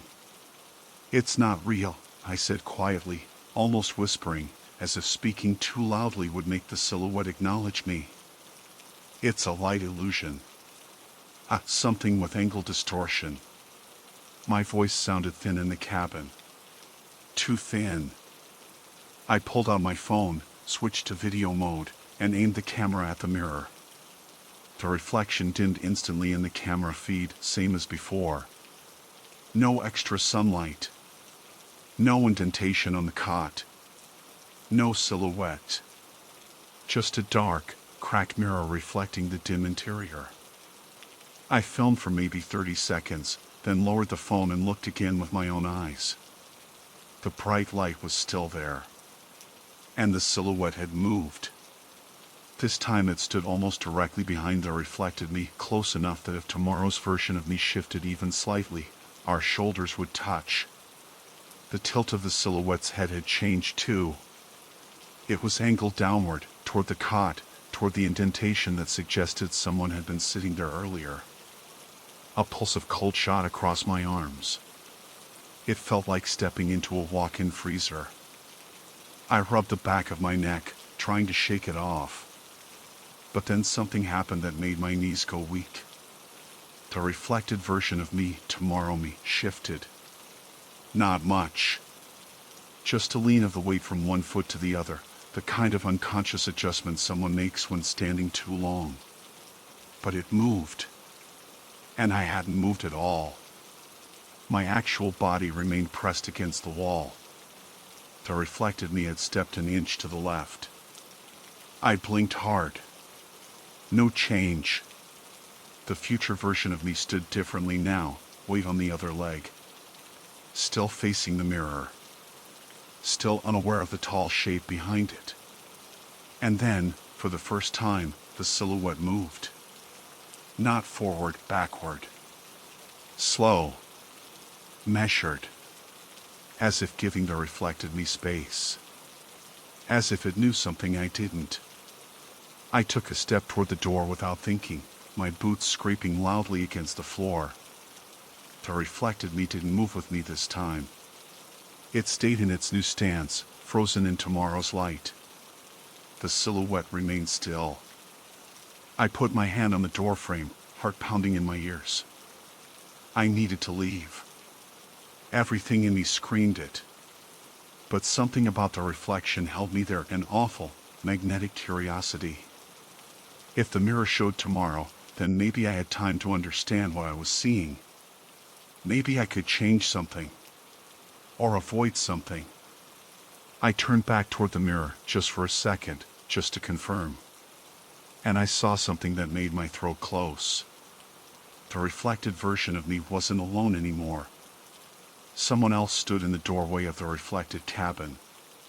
A figure shaped exactly like me, same build, same posture, same clothing. But the person in the doorway wasn't holding a pack. Their hands were empty. Their face was obscured by the brightness. They stepped into the reflected cabin, moving with a slowness that looked practiced. Intentional. The silhouette reacted. Not a full step, but a shift like attention snapping sharply into place. I froze, watching, barely breathing. The reflected version of me still stared into the mirror, unaware of the second me approaching from behind. The person looked exactly like me, not similar. Identical.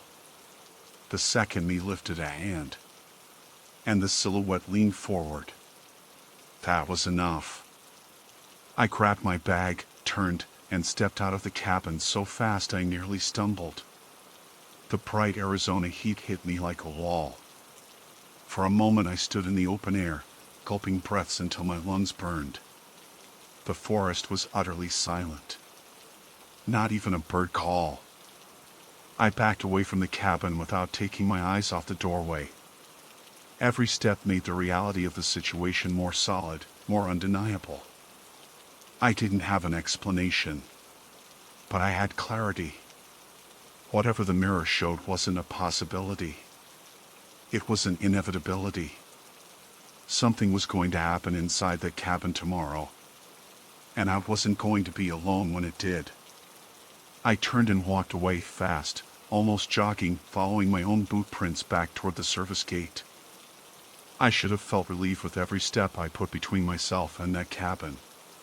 But the farther I got, the heavier the dread grew, like gravity shifting direction. Because I knew something I couldn't unknow. Tomorrow would come.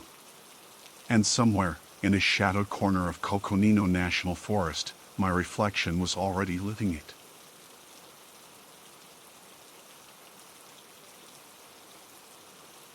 My name is Liam Cade, a licensed land surveyor for state environmental assessments, and on the 22nd of May, my assignment took me into the western grid of Ocala National Forest.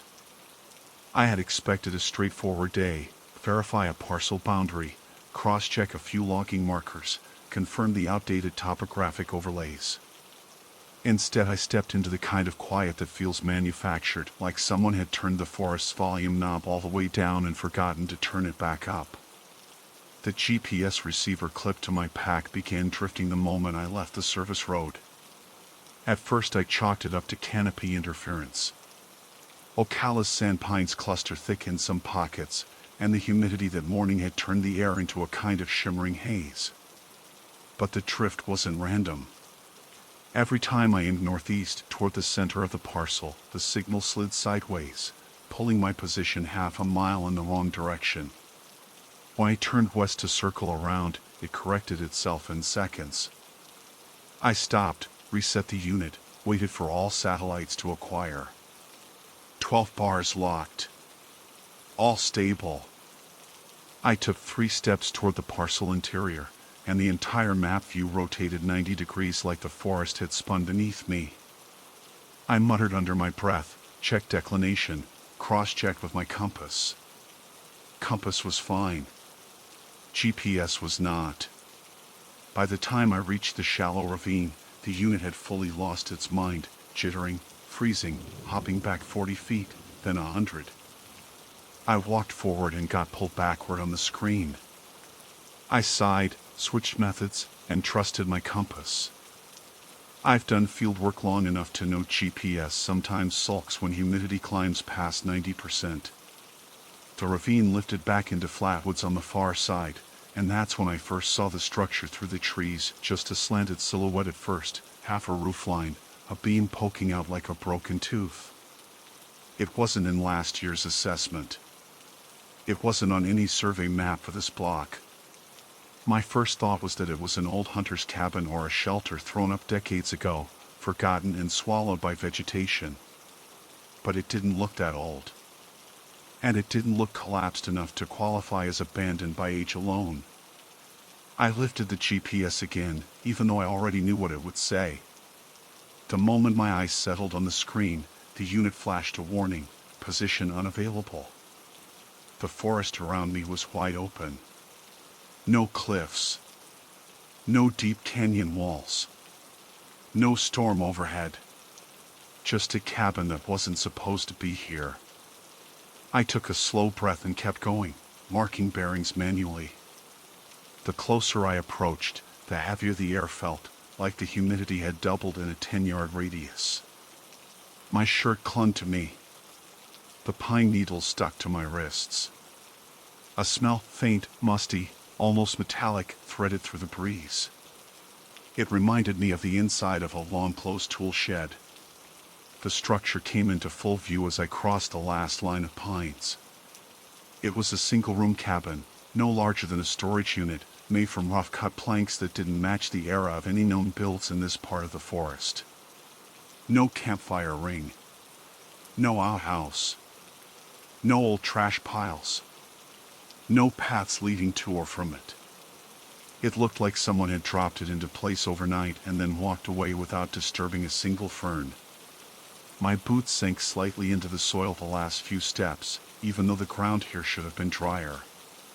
Ocala has wet spots, sure, but this patch felt warm, soft, churned in a way that didn't match the undisturbed foliage. There were no footprints. No drag marks. Nothing. When I reached the porch, if you could call 2 workboards a porch, I put a hand on the railing. It was warm. Not sun-warmed, not heat-retained. Warm like a human body. I pulled my hand back slowly and wiped it against my pant leg. Okay, I muttered to myself, let's just log it, take photos, and report it. The cabin door was closed. No lock.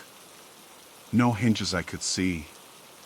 Just wood-meeting wood, with a narrow line of shadow around the frame. I circled the structure once, scanning for boot prints or signs of recent human presence. Nothing. No spider webs either, which was nearly impossible out here. Every shuttered cabin I've ever seen in this forest was wrapped in webs within days. When I stood again in front of the door, the GPS on my belt buzzed unexpectedly. I looked down. The screen flickered, jumped, then stabilized enough for a single word to appear in the text field where coordinates should be. Run. I froze. The letters didn't blink. They didn't scroll. They just sat there, bold and centered, as if the unit had been waiting to say it. My first instinct was to assume some kind of firmware glitch. The unit could display error prompts, but not custom words, not like that. I tapped the casing. The screen garbled for a moment, then went black. A breeze rattled the planks overhead. something inside the cabin shifted. Just a creak. A small, slow weight adjustment, like an old chair settling. I swallowed hard. I should have walked away. I know that now.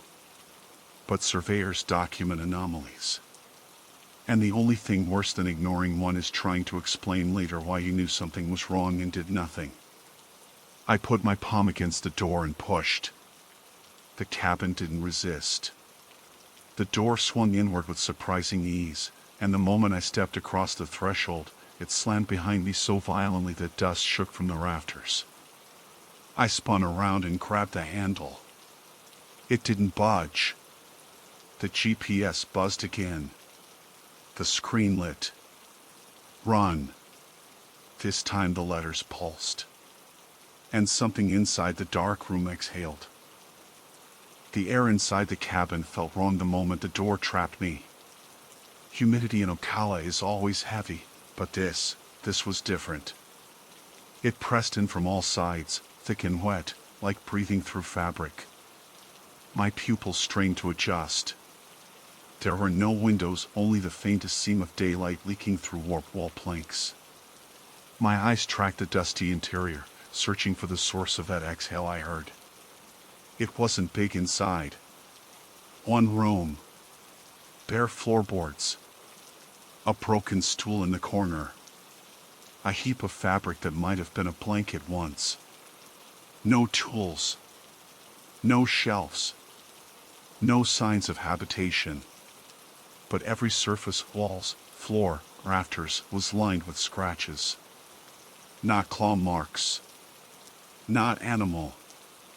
More like someone dragging a nail or a key over the wood repeatedly until the grain splintered. I pulled out my flashlight and clicked it on. The beam sputtered. Batteries were new, but it struggled like it was trying to punch through fog. Eventually it stabilized, weak but usable. I swept the light across the walls. That's when I realized the scratches weren't random, they formed patterns. Jagged curves. Arcs. Shapes. Not letters. Not symbols I recognized. Just chaotic repetition, like whoever made them had tried to carve something out of existence rather than into it. The GPS vibrated against my hip again, harder this time. I unclipped it and checked the screen. It displayed run once more, but the background where the map should have been was black. No UI elements.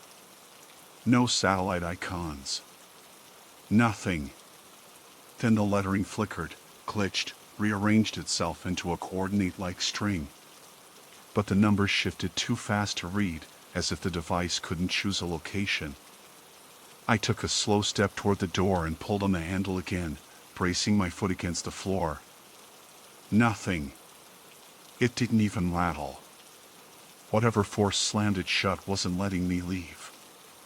The flashlight beam trembled across the room as something creaked above me. Not a heavy step. More like a slow roll of weight along the rafters.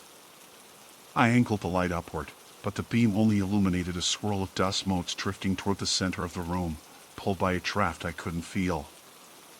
Drops of condensation rolled down the wall, even though the air around me felt still. I placed a hand near the boards, warmer than before. Like the cabin itself was heating up around me. I whispered to myself, partly to stay steady, document the structure. Find another exit. Stay calm. I moved to the far wall and ran my hand along the seams between boards. No hidden door. No loose panel. No attic access that I could see. The floor creaked beneath my boots, and I crouched to inspect it. The boards were old but intact, not rotted, not weakened. Just stained dark in sections, as if soaked by old water or maybe something else. I tapped the boards with the butt of my flashlight. Hollow in some places. Solid in others. I shifted my weight and listened carefully. A faint echo responded beneath the floor open space below, but no trapdoor leading to it. The exhale came again, this time behind me. I spun so fast the flashlight slipped from my fingers and clattered against the boards. The beam rolled across the room, landing on the far corner. Something had changed. The pile of fabric I'd seen earlier, the one I assumed was a torn blanket, wasn't a pile. It was a shirt. A denim work shirt, sleeves rolled. And beside it, half tucked under the floorboard, was a boot. A man's boot. Mud-caked, split at the heel. I stepped closer, heart clawing at my ribs. The boot wasn't old. It couldn't have been sitting here for more than a few days. Maybe less. I kneeled and tugged it free from the warped board. Inside was a folded piece of survey tape, the same kind used by forestry crews. The same brand I carried. Who the hell? I murmured. Before I could finish the thought, the GPS buzzed violently, vibrating like a trapped insect. I checked the screen again. Run. Run. Run. Run. It repeated the word faster than the refresh rate could keep up, stuttering like a warning trapped in a feedback loop. I turned toward the door again, grabbed the handle, and forced every muscle in my arm to pull. Nothing.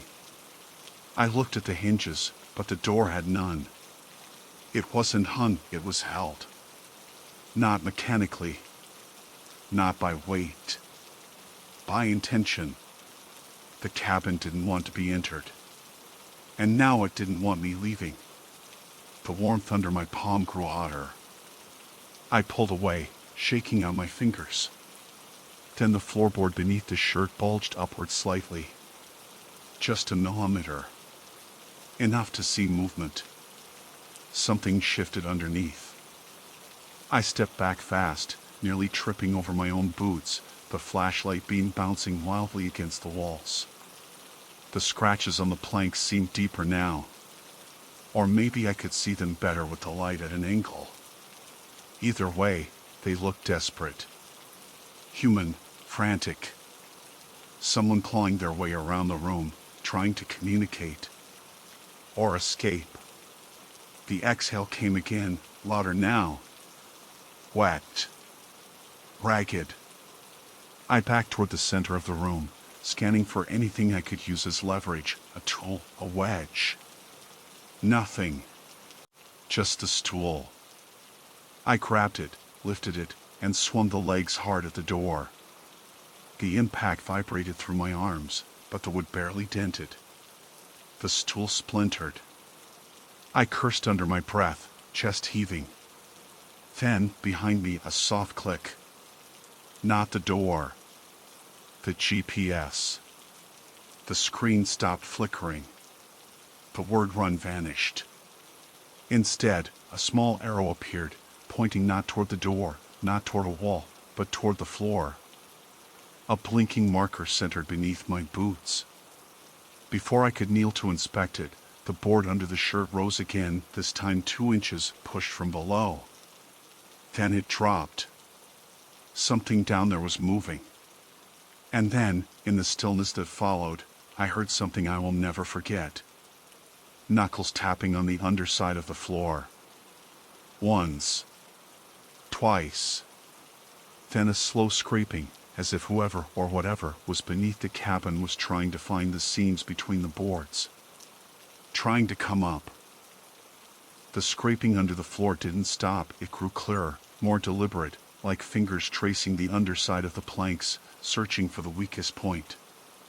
My pulse hammered loud enough that it drowned out the heavy humidity pressing against my ears. I crouched slowly, scanning for any board that looked loose enough to pry up, not to help whatever was beneath me, but to find out if there was any crawl space, anything I could use to understand how this cabin was built, how it could exist without a footprint, without a path, without a record. But before I could choose a plank, the cabin shifted. Not violently, not a shake or a tilt, but a subtle weight redistribution, like the entire structure exhaled again and settled deeper into the earth. Dust fell from the rafters in thin streams. The boards under my boots warmed further, almost uncomfortably.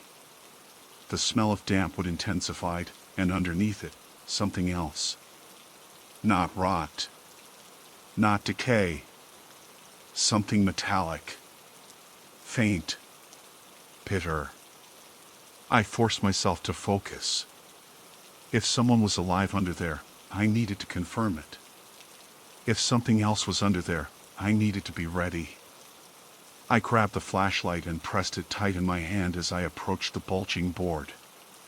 It wasn't raised anymore, but the scratch marks beside it, long, desperate grooves, looked fresh. Too fresh. Soft fibers curled outward, not the brittle edges of old scratches. Someone had carved these recently. Hours ago, maybe. I slipped my fingers under the board's edge and pulled. It didn't budge. I braced my knee against the floor and pulled again, harder. The board groaned, resisting. It was like the cabin wanted it sealed. My arms trembled with exertion, but the seam didn't widen. Below me, the tapping resumed, faster now, urgent. I shot up to my feet. Hey! If someone's down there, knock twice. Silence. Then 2 knocks. Short. Sharp. Human. I staggered back, breath catching in my throat. Someone was under the cabin. Someone alive. Someone trapped. I forced myself to think logically through the rising panic. If the door wouldn't open and the boards wouldn't lift, then the only way to help them or myself was to force a weakness somewhere else. I scanned the ceiling. The roof was low, the rafters old and warped. If I could climb up there and break the boards, I might be able to crawl out or at least expose enough daylight to disrupt whatever was keeping the cabin locked. I dragged the remaining piece of the broken stool to the corner and stacked it against the wall. It wobbled under my weight, but held long enough for me to reach the lowest rafter. I gripped it with both hands and pulled myself up. The wood resisted me like everything else in this place. It flexed, groaned, but didn't crack. I hooked my elbow over the beam and shifted to get leverage. The whole cabin made a deep, slow creaking sound like a warning. I didn't stop. I braced my boot against the wall and shoved hard upward. A board above me cracked. Light, thin, dusty, muted filtered down through a splintered gap. I shoved again. More cracking. More light. Warm, real daylight. Air that didn't smell like rot rushed through the opening. The cabin groaned, angry, as if the structure itself was protesting. I kicked the rafter until the board above gave way completely.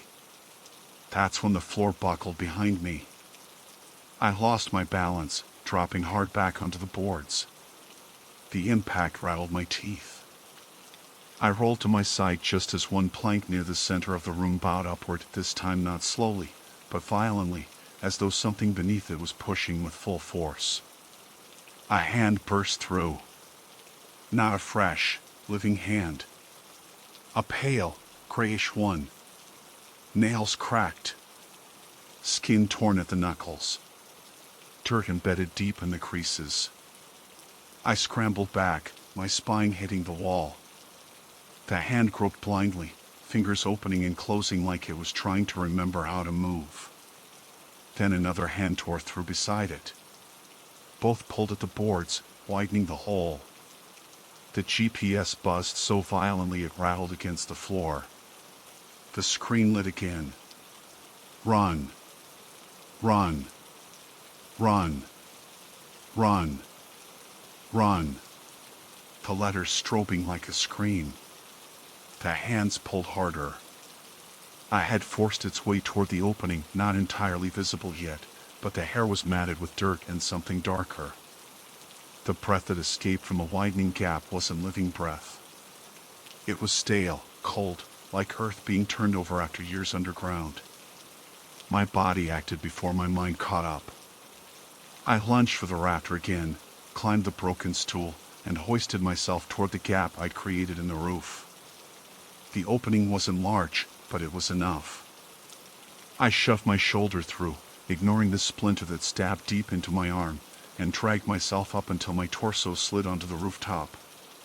The cabin shook beneath me as something inside clawed at the floor, boards snapping, thudding. I didn't look back. I scrambled across the roofline, dropped onto the far side, and hit the ground hard enough to knock the wind out of me. The moment I stumbled to my feet, the GPS regained full functionality. Map. Coordinates. Satellite lock. Everything perfect. Except the text field. It still said run. I didn't argue. I sprinted through the trees, compass in hand, lungs burning with the thick Ocala heat. I didn't know if anything was behind me. I never turned around to check. The forest looked normal again. Too normal. Birds chirping. Wind moving through the pines. Like the world had reset the moment I left the cabin's shadow. I didn't stop until I reached the service road. Only then did I glance back. The trees stood unbroken. Dense. Quiet. The cabin was gone. Not hidden. Not obscured. Gone. I walked the same route the next day with 2 rangers and a grid map. Nothing.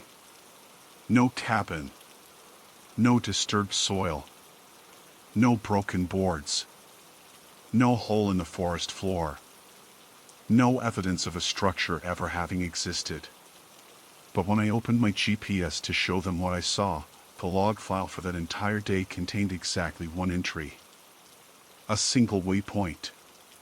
Timestamped 1421. Labeled automatically by the device. Run.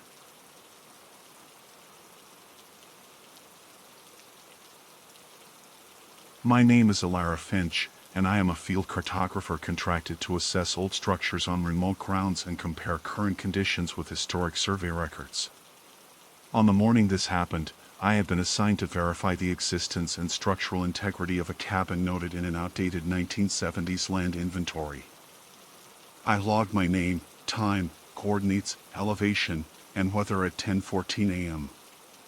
My introduction here uses 62 words, including my name and role, and it reflects exactly how I would have written it in an official field report, because that's the mindset I had when I first approached the cabin. I remember thinking how unremarkable it looked. A boxy silhouette in thinning pines, a faded roofline peeking through branches, and a front porch half sunken into decades of leaf rot. There was nothing dramatic about it at first glance, just another leftover from a logging lease that probably never got fully documented. Nothing about it hinted that I'd end up bolting out of it hours later with a throat full of smoke that hadn't come from any fire. When I stepped onto the porch, it groaned loud beneath my weight, so loud that I froze. Not because I was scared, but because loud impacts in old structures can signal imminent collapse. I tested the next plank with my boot, shifted my center of gravity, and moved inside. The interior smell surprised me. It wasn't mold, which I'd expected, and not animal musk either. Instead, there was this faint, stale sweet smoke scent, like someone had burned pine needles and damp leaves days ago. But the fireplace was great cold. I mean absolutely dead cold, like it hadn't held heat in years. The ash pan was empty. No soot flakes. Even the stone felt chilled through my glove. I noted it mentally but didn't dwell. Old cabins cling to old smells. Or so I told myself. I began my routine, photographing the walls, sketching floor dimensions, documenting structural weaknesses. Everything felt straightforward until I reached the western corner, the darkest one, where the roof sagged slightly and blocked most of the afternoon light. The shadows there looked too heavy, packed in a way shadows don't normally behave when the rest of the room is evenly lit. They weren't pitch black, just denser, like a clump of mist backing itself away from everything else. Still not supernatural. Not even weird enough to record. Light behaves strangely in structures with partial roof failure. It was around 11:02 a.m. when the first strand of smoke curled upward from the seam between the floorboards. I didn't react immediately. My first instinct was structural. If floorboards emitted smoke, it usually meant a decayed subfloor or perhaps heat from trapped decomposing vegetation under the cabin. I stepped closer, knelt carefully, and placed my hand over the floorboard seam. Cold. A sharp, unmistakable cold. I leaned back, uneasy but forcing logic through my mind. Maybe it wasn't smoke, maybe dust disturbed by a temperature shift, or algae particulate rising from moisture pockets. Except the strands thickened. They rose from several seams, joining, swirling upward in soft gray ribbons that caught the light just barely before blending into the air. I backed up 2 steps. I didn't want to panic, but my chest tightened in a way that told me something wasn't right. Smoke should diffuse, disperse, follow airflow. But this smoke collected, pooling close to the floor first, then slowly, so slowly rising as if pushed by controlled breath. At 11:07 a.m., I remember checking the fireplace again, sweeping my glove across the stone just to confirm. Still cold. No trace of heat anywhere. By 11:09, the smoke reached my knees. I crouched down and attempted to locate a source, maybe an unseen ember, an object smoldering under debris, a chemical reaction, even a concealed wildlife nest overheating. I've seen ground wasp nests cause weird heat pockets before. But the smoke didn't sting my eyes. It didn't burn. It didn't smell hot. It smelled exhaled. Not human breath, just that unmistakable rhythm. Push. Pause. Drift upward. Draw back slightly, like lungs pulling in again. I turned toward the western corner. It took me a second to realize that the smoke was thickest there. Not dispersing into the rest of the room.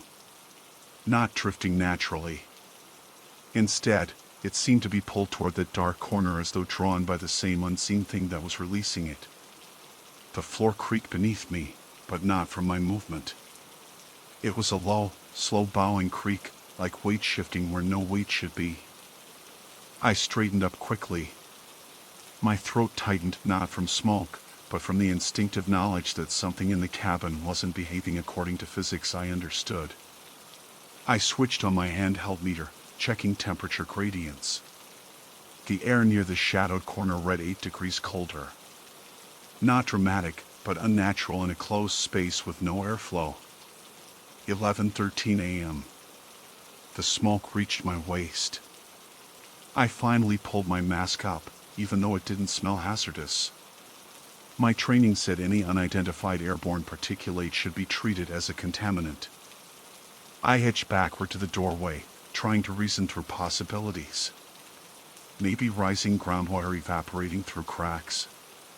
Maybe residual chemical discharge from the soil under the cabin. The smoke brushed past my ear. I froze. It wasn't warm. It wasn't cool. It was purposeful. A faint, measured exhale, just enough pressure to prove it came from a directional force, behind me, to my left, not from the floor. I turned, almost too slowly, because my body didn't want to know. The western corner wasn't empty anymore. The shadow density there shifted, not dramatically, not like a shape stepping forward, but like someone in the corner had leaned in slightly, inhaling deeper. Then the smoke moved. Not upward. Not outward. It moved out of the corner. And toward me. The smoke drifted toward me in a single, deliberate swell, like it had chosen the direction rather than followed any draft. I stepped back until my spine touched the door frame, and for a moment I considered leaving, just turning and stepping out onto the collapsing porch, abandoning the documentation altogether. But leaving an unexplained airborne hazard without assessing the cause violates protocol. So instead of running, I forced myself to breathe slow, shallow breaths through my mask and scanned the room again. Nothing physical was there. No animal, no machinery, no heat source, nothing that could release particulate like that. The floor under the smoke showed no burn marks, no chemical discoloration. I leaned forward just enough to shine my flashlight directly into the thickest part of the gray plume, expecting to see dust reacting, maybe insects or spores catching the beam. The flashlight's beam seemed to thin the smoke for a split second, then it drew back, retracting tighter toward the corner again as if the light bothered it. But not evenly. It didn't scatter like fog or dust. It pulled inward, toward a center point that didn't have a visible source. I lowered the light. The smoke relaxed again, rising. Not toward the ceiling, toward me. I checked my watch. 11:16 a.m. Only 2 minutes had passed since I last checked, but my pulse read like time was folding over itself. I forced my voice to stay level as I said, if there's an accelerant under the cabin, I need to know. Talking aloud helped keep me anchored to procedure. I crouched again, slower this time, reaching a gloved hand toward the floorboards. They were still cold. Not cool. Cold. Unnaturally so. The kind of cold that doesn't match the ambient temperature even in old structures shaded by trees. The boards felt as if they'd been refrigerated from below. I pressed down on one to test structural tension. It didn't budge solid enough that I could lean weight on it. So whatever was happening wasn't caused by a collapse or trapped heat. There was no sound of water below either. No hollow echo. No humidity rise. Nothing. I rose again and studied the smoke the way I'd study a contour map. Its density didn't behave like random movement, it behaved like breathing. It expanded in long, slow pulses, then deflated gently before expanding again. There was space between each movement, too regular to be accidental. I counted 1 Mississippi, 2 Mississippi, 3 Mississippi between each pulse. Breath intervals. Total exhale time matched a human adult at rest. But the volume, the amount of smoke rising, it didn't line up. No lungs, not even an industrial machine, would produce that volume without any heat. Every instinct I had screamed that this wasn't possible. But the part of me trained to document rather than interpret kept watching anyway. 11:19 a.m. I realized something I should have noticed sooner. The smoke wasn't growing thicker overall. The cabin wasn't filling. It was collecting only to a certain point mid-torso on me, then thinning as if some invisible boundary prevented it from rising above that line. Almost like a diaphragm. A slow creak came from the corner. Not the roof. Not the floor. I knew it sounds too well to confuse this one. This creak had weight. The sound of something adjusting to a shift in posture. A joint rolling. A body, solid enough to strain, would redistributing itself deeper into the corner that should have been empty. I lifted my flashlight again, bracing myself this time, and swept the beam across the western corner. The smoke recoiled harder, coiling back like it had been startled. My flashlight flickered, not malfunctioning, just dimming in a way that didn't match the battery's usual death pattern. A breath of smoky air slid across the back of my hand. I didn't want to lower the light, but the more I held it up, the more the smoke contracted inward, condensing into a shape that wasn't a shape yet, gathering itself into something tighter. If it could tighten, it could move. And if it could move, I needed distance. I stepped backward out onto the porch, boots hitting the wood hard enough to make dust puff up. Outside air felt warmer on my face instantly, like stepping from a refrigerated room into normal midday heat. I grabbed the porch rail, leaning out to pull in fresh air, but the moment I did, I heard another sound from inside. A long, wet drag of something shifting across the interior floorboards. I froze, gripping the railing so hard the wood splintered under my palm. The sound wasn't heavy, just deliberate. Slow. Almost curious, the way a large animal sniffs through brush to locate a scent. Then came the second drag. A little faster. Closer to the doorway. I took one step down from the porch without turning my back. I wanted sunlight on my side. My rational brain kept trying to reframe everything. Maybe it was roots shifting under the structure, or air pressure changes, or groundwater sloshing through a soft pocket below. But the timing of the sounds matched something approaching, not random subterranean movement. At 11:23 a.m., the first threads of smoke spilled onto the porch. Not outward. Outward would have been normal, pulled by the pressure difference. This came out like a hand reaching. The smoke slipped over the threshold, hugging the floorboards, moving as a single gathered line instead of dispersing into open air. It didn't thin in the sunlight. It strengthened, thickening into a ribbon that curled down the porch steps toward me as if tracking my position. I backed down one more step. The smoke's pace increased. I moved again, slow, controlled, careful not to breathe too heavily. Panic made you sloppy, and sloppy made you dead in old structures. I stepped off the last porch stair and onto solid ground, gravel crunching under my boots. The smoke reached the top step. Then it stopped. Not like it dissolved.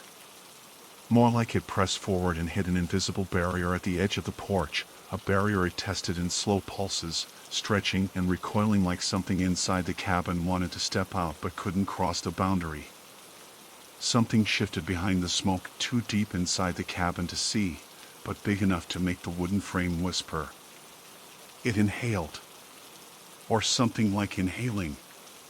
The smoke drew back into the doorway in a single, sickening motion, pulled inward as though someone enormous inside the cabin had taken a long, deep breath. Then nothing. Silence. Stillness. Until the floor inside the cabin creaked again, much closer to the doorway this time. And something began walking toward me. Not rushing. Just walking. As if aware of me. As if deciding whether the porch boundary mattered after all. The steps inside the cabin didn't accelerate or hesitate, they just kept coming, one after another, steady and heavy enough to bow the old boards. Each footfall landed with a soft, compressed thump, like weight distributed across something padded instead of hard-soled. I moved backward across the clearing without turning around, keeping my eyes on the doorway, trying to find any logical explanation left. Wind? No, the trees were still. The branches barely trembled. Structural shift? Not with that pace, not with that rhythm. Animals didn't walk like that either. A bear's weight would have rattled loose shards from the walls. A deer wouldn't have stepped in such slow, deliberate intervals. And the smoke, there's no animal in North America that exhales particulate that behaves like that. I kept telling myself all of this as I retreated, but each fact only made the next step inside the cabin more unbearable. Another creak, closer. The shadow beyond the doorway thickened. It wasn't a form, not something I could describe or measure, but the air inside darkened like more mass had occupied that section of the cabin. Smoke rolled outward a few inches again, then hesitated, pinned by the same invisible barrier at the threshold. The step that followed pressed close enough that the entire doorway frame shuddered. A board above it dislodged dust. That tiny detail, the dust drifting down, did more to terrify me than the smoke had. Dust reacts to vibration, to real-world force. That meant something in there had weight, presence, physicality. I took another slow step back, boots sliding lightly on the forest off. My instinct screamed at me to run, but I kept myself controlled. Running from an unknown hazard in remote terrain was the fastest way to misjudge footing, to twist an ankle, to get blindsided by something you couldn't predict. So I walked, never losing the cabin from the edge of my vision. The next footstep didn't come. Instead, the cabin emitted a slow, low-grown wood bending inward, not outward. Something shifted inside as if leaning its weight against the interior wall for support. The smoke pulled thicker toward the doorway, trembling faintly like it was being pulled into some invisible respiratory rhythm. The air around me changed. I didn't see it, but I felt it, a slow, long pressure shift pushing outward from the cabin. No heat. No wind. Just a soft, expanding tension, like the structure itself was breathing in before a long exhale. I tried to gauge distance. From the porch to where I stood was about 15 feet. Not far enough. Not for something that could compress floorboards like that. I turned my head slightly to plan a retreat path, flat ground, scattered roots, nothing catastrophic, but when my eyes flicked back, the doorway filled with thicker smoke. It rose a full foot higher than before. Then it stopped moving again, hovering at that invisible line. I recognized what was happening. The smoke was trying to leave. Something inside was holding it back. My stomach clenched like a fist. I had no reason, no empirical basis to interpret what I saw that way, but there was no denying the visible struggle. The smoke pressed forward in pulses, 1, 2, 3, each time flattening against the doorway like a shape pushing a hand against glass. Then a new sound came, low and level, sliding through the smoke like a sign muffled through fabric. Not human. Not mechanical. Just a long, slow rush of air that indicated something shifting position, angling itself toward the opening. I stepped back again, faster this time. 15 feet became 20. 20 became 25. My pulse roared against the inside of my mask. At 28 feet, the smoke froze. No more pulses. No more movement. No more steps. Just a long, steady pause. The kind that lasts right before a decision. I didn't breathe. I didn't blink. My entire body waited for the next footfall, the next shift, the next impossible exhale. But the smoke just hovered there, concentrated and motionless inside the frame. Then, so slowly I almost missed it, the smoke thinned. Not in the way mist disperses. Not rising or drifting. It simply retracted, sinking back toward the interior again, curling around itself like a tide pulling low. A final creak from inside. A softer one after that. Footsteps. But this time they moved away. One step. Another. Then one farther in the cabin. And another. The weight diminished with distance, until the last faint pressure against the floorboards sounded from deeper inside, maybe near the far wall. Then nothing. The smoke lowered further, thinning to a pale film drifting over the floor. Within seconds, the cabin interior dimmed to a normal level of shadow, no longer filled, no longer pulsing, no longer behaving with that unsettling rhythm. The air outside grew still. The cabin wasn't empty. I didn't believe that for a second. But whatever had approached me decided to withdraw. Or perhaps it hadn't been able to cross the threshold at all. I stayed frozen for nearly a minute, counting slowly under my breath until my nerves steadied. When I finally turned around fully, I did it like someone nervous about snapping a twig. I walked backward twice. Then forward once. Then turned fully and began moving carefully through the forest, letting distance grow between me and the structure. I didn't run. I didn't look back. My training kept every movement controlled. At 11:47 a.m., nearly half an hour after the smoke first rose, I reached the tree line where my truck sat. I climbed inside, closed the door quietly, and didn't start the engine until I'd watched the cabin through the windshield for another full minute. Nothing moved. No smoke. No figures. No sounds. But the moment the engine started, I smelled it again, a faint sweetness, as if a single thread of that same cold smoke had snuck into the fibers of my jacket. I held my breath without meaning to. I waited. Nothing happened. I put the truck in gear and drove until the cabin was just another blot of shadow behind a stand of thick pine, and even then I kept glancing back in the rearview mirror, half expecting the smoke to curl into the road behind me. By 1:03 p.m., I filed an incomplete hazard assessment. No mention of smoke. No mention of the corner. I documented structural integrity only. I didn't lie. I just didn't have the vocabulary to describe what I witnessed. And I still don't know if the cabin breathed me out or let me go.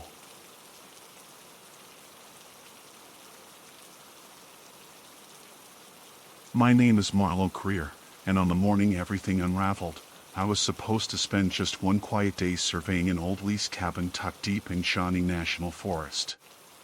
The cabin had been part of an abandoned forestry research project from the 70s, half forgotten and almost swallowed by undergrowth. I had been sent there to check its structural condition, make notes, take photos, and verify whether the site should finally be reclaimed by the forest or demolished. It should have been straightforward, one day, in and out, no complications. I remember writing my name, the date, and the project number on the first page of my field notebook, the way I always do when I want to feel in control. At that point, I still thought I was. I reached the cabin close to noon. The drive-in was slow and frustrating. The last half-mile of the old service road had been reduced to ruts and roots, the kind that keeps your vehicle groaning and makes you seriously question your suspension. I parked under a patch of hickories, shouldered my pack, and walked the final stretch. The first thing I noticed about the cabin was how ordinary it looked.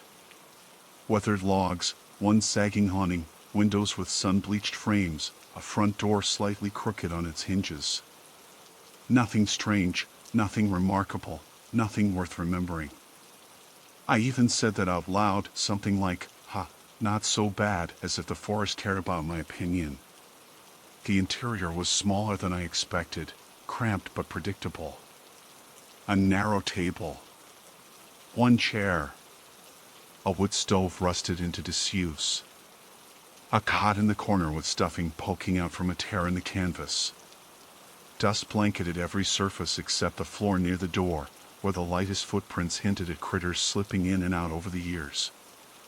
I took photos, paced the perimeter, measured wall lengths with my tape. Everything was tedious, measurable, sane. It should have stayed that way. The first time the cabin changed, it happened so quietly that I didn't even register it as change. I stepped outside to log coordinates and do a signal check for my phone. When I re-entered, maybe 90 seconds later, the table had moved about 2 feet to the left. That was it. No dramatic rearrangement, no surreal transformation. Just a table that wasn't where I remembered it. I stared at it for a full 10 seconds, processing the difference, trying to reconstruct the room's layout from memory. I chalked it up to my own carelessness. Maybe I'd been more absorbed in my work than I realized.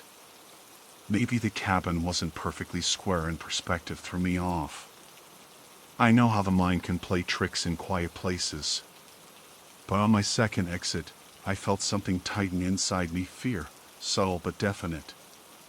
I had only stepped out to retrieve an extra battery from my pack. When I pushed the door back open, the changes were enough that I froze mid-step.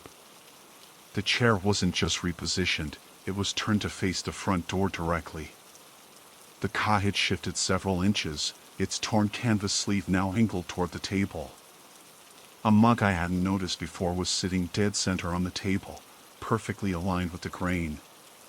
That was the first moment I felt something like cold pressure move along my spine. The cabin had changed, and the only variable that made sense, the only moving part, was me. Still, I tried to be rational. Field cabins settle. Floors slope. Animals push things over.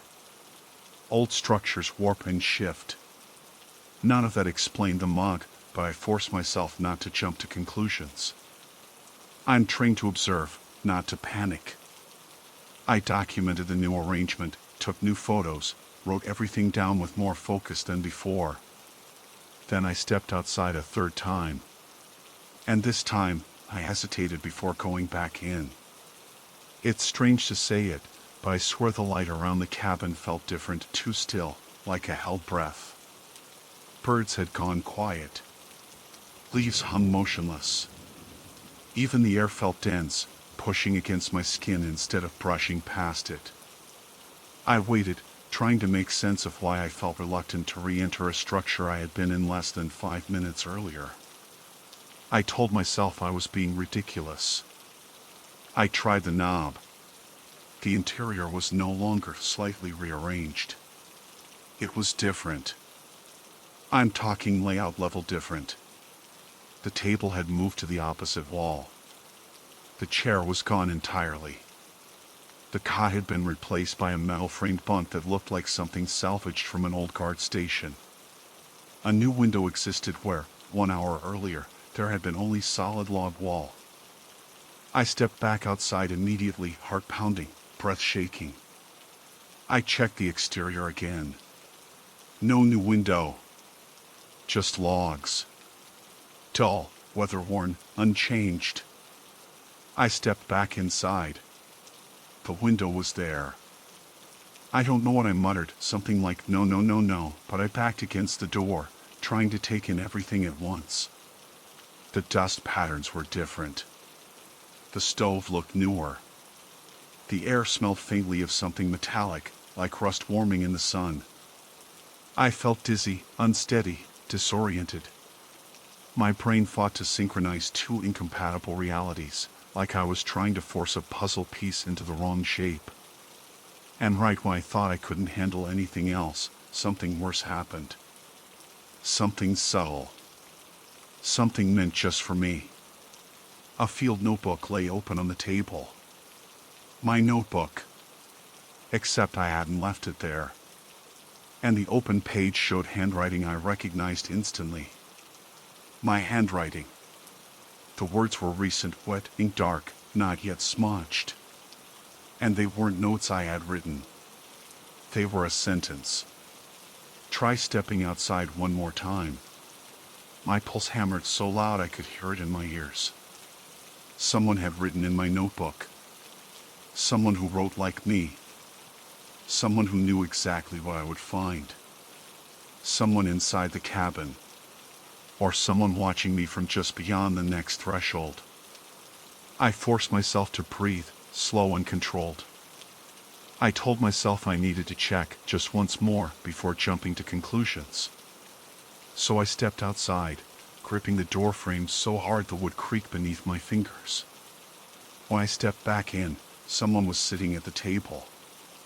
Someone who looked exactly like me. I didn't move at first. I don't think I could have.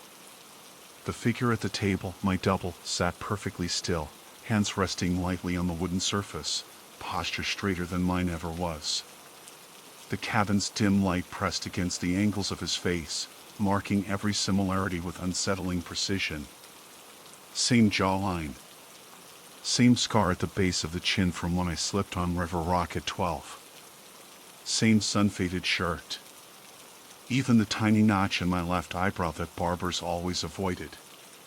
Everything was me except for one thing. He was watching me before I even stepped inside. I felt the weight of that recognition hit deep in my gut. His head was already turned toward the door as if he'd been listening for my footsteps and aligning himself to greet me. No instinctive flinch of surprise.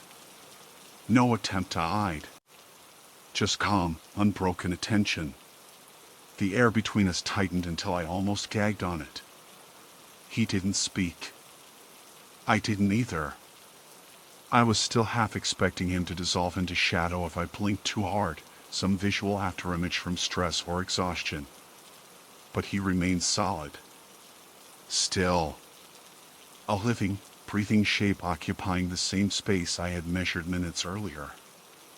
And the silence stretched long enough to feel like it had weight. I forced myself to say something. "Who are you?" His mouth didn't move. but his chest did, expanding with one long, slow inhale. I froze immediately, because I could hear it. Breath rasping inward, a fraction too loud for the room. If he'd been holding his breath before, he wasn't anymore. He was breathing now deliberately, evenly, almost coached. So I tried again. What do you want? No blink. No twitch. No acknowledgement. Instead, he shifted one hand only an inch, maybe less, but it scraped the table hard enough to make the wood complain. That sound broke the paralysis around my legs, and I stumbled backward until my spine hit the door. I tried the knob without taking my eyes off him. It turned easily, as if the cabin itself wanted me outside. I stepped out, slammed the door instinctively, and staggered onto the porch. My hands wouldn't unclamp from the doorknob for several seconds. When they finally did, I backed away, breath coming in sharp bursts. The forest outside looked the same, still air, muted light, but the cabin felt wrong behind me, like it had exhaled some unseen pressure when I exited. My first instinct was to run to the truck, radio for help, or at least put distance between me and whatever was happening inside. But something made me hesitate, this creeping certainty that if I left now, the questions would chain themselves to my mind forever, poisoning every quiet moment for the rest of my life. I wanted answers. I hated that I wanted them, but I did. And then I noticed something that anchored my feet to the ground. There were footprints on the porch, fresh ones leading from the door to the edge of the steps. Same boot tread as mine. Same stride length. But the direction was wrong. They weren't mine. They were leaving the cabin. And I hadn't seen him leave. I crouched, examining the prints. The top layer of dust and pollen had been disturbed seconds earlier. Too fresh. Too clean. As if he'd walked out when I wasn't looking. But he was inside when I shut the door. I knew that much. Unless the cabin had changed again. Or unless the thing sitting at the table was not the one who made these tracks. I swallowed hard. I felt watched, like the Trilene was holding its breath and waiting for me to decide whether I was prey or witness.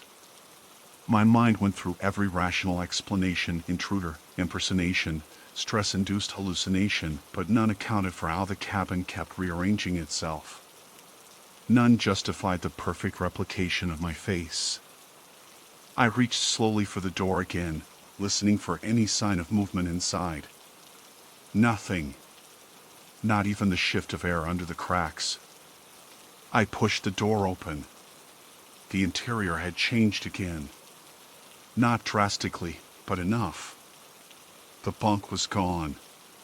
The stove looked older. The window that shouldn't exist was now partially boarded over, as if someone had started repairing it decades ago and abandoned the job midway. The table was in its original position, but the chair was missing. And my double was no longer inside. The table, however, wasn't empty. My field notebook was open again. Another sentence written in the same precise handwriting as before. Don't look where he went. The message hit me harder than the sight of my double. Not because of the words themselves, but because of what they implied. The writer wasn't the double. The writer was warning me about him. But who would write it? And when? And why the hell did they write like me? I felt myself spiraling, fear mixing with a strange, angry curiosity. I closed the notebook, slipping it into my pack. I needed to get out. I needed distance. I needed anything that didn't have shifting walls and warnings and borrowed handwriting. But when I stepped out the door, something stopped me cold. A figure was standing at the Trilene.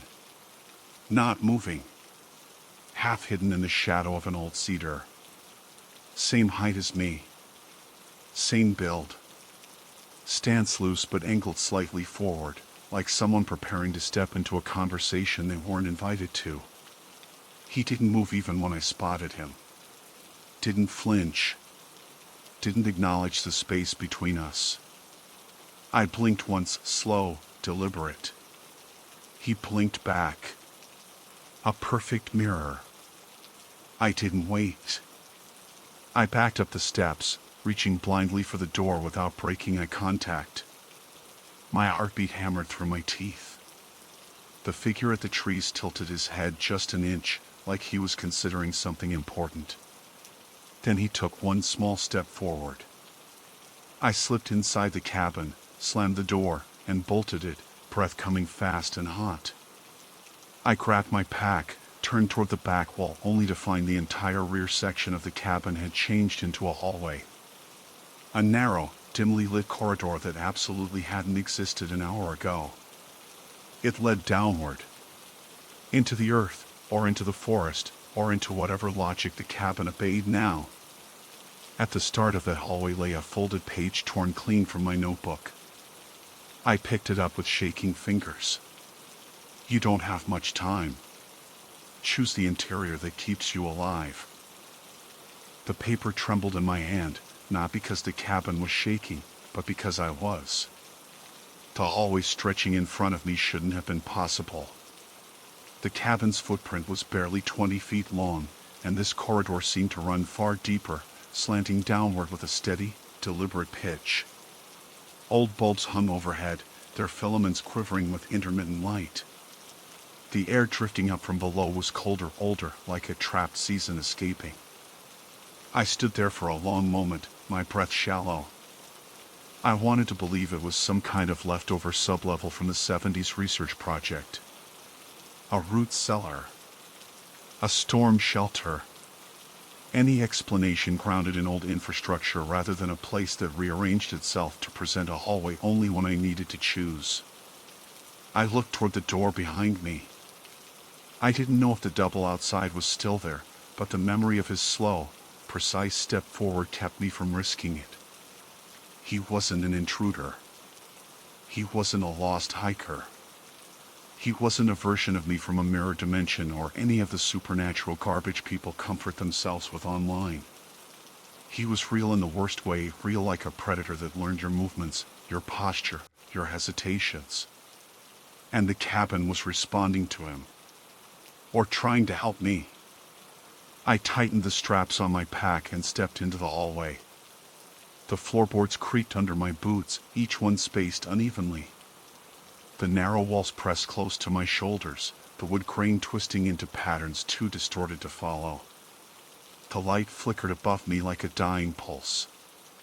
I was maybe 15 feet down when I heard a sound behind me, something brushing the cabin floor, faint but intentional. Soft, measured, as if matching my pace. I didn't turn around. Every instinct screamed that turning around was exactly the thing he'd expect me to do. Instead, I focused on breathing evenly, listening to the corridor ahead. And soon, the hallway opened into a small chamber, maybe the size of a walk-in closet. A single bulb illuminated the room. The walls were tight, the air colder still, and on the far side stood another door. It was identical to the cabin's front door. Same wood. Same older-style brass knob. Same scratches near the hinge. I felt it before I understood it. This was another exit. A second interior. Another version of the cabin waiting on the other side. The paper in my pocket suddenly felt heavier than the pack on my shoulders. Choose the interior that keeps you alive. I reached out, fingertips brushing the doorframe. The wood was warm, faintly vibrating. As if something on the other side was holding its breath. All right, I whispered to myself, trying to stay grounded. In and out. Just look. I opened the door. The room beyond was unmistakably another cabin interior, similar layout, similar structure, but everything was in a state of disuse far older than the one above. The table was warped, bowed under one broken leg. Dust lay thick and powdery across every surface, undisturbed for decades. The air felt tight, stale. A collapsed bunk lay in the corner like the ribs of some bleached animal. This version felt dead. I examined it quickly, trying to understand why the cabin had shown me this. Tried to make sense of any logic hidden inside the madness. On the floor near the wall, a small metal object caught the light. I crouched and picked it up. A key. Ordinary. Rusted. Cold as river stone. I pocketed it without thinking. I turned back toward the door to leave. Someone was standing in the doorway. My heart dropped before my mind caught up. It wasn't the double, at least, not the one from earlier. This version wore a shirt torn at the sleeve, grime streaked across the collar. His expression wasn't blank. It was strained, eyes wide, searching. He looked like he'd been running for hours, maybe days. But every feature was still mine. He held up both hands quickly, showing they were empty. "Don't scream," he said, my voice but frayed, shaking. "Please." "I'm not him." My throat tightened. "Who are you?"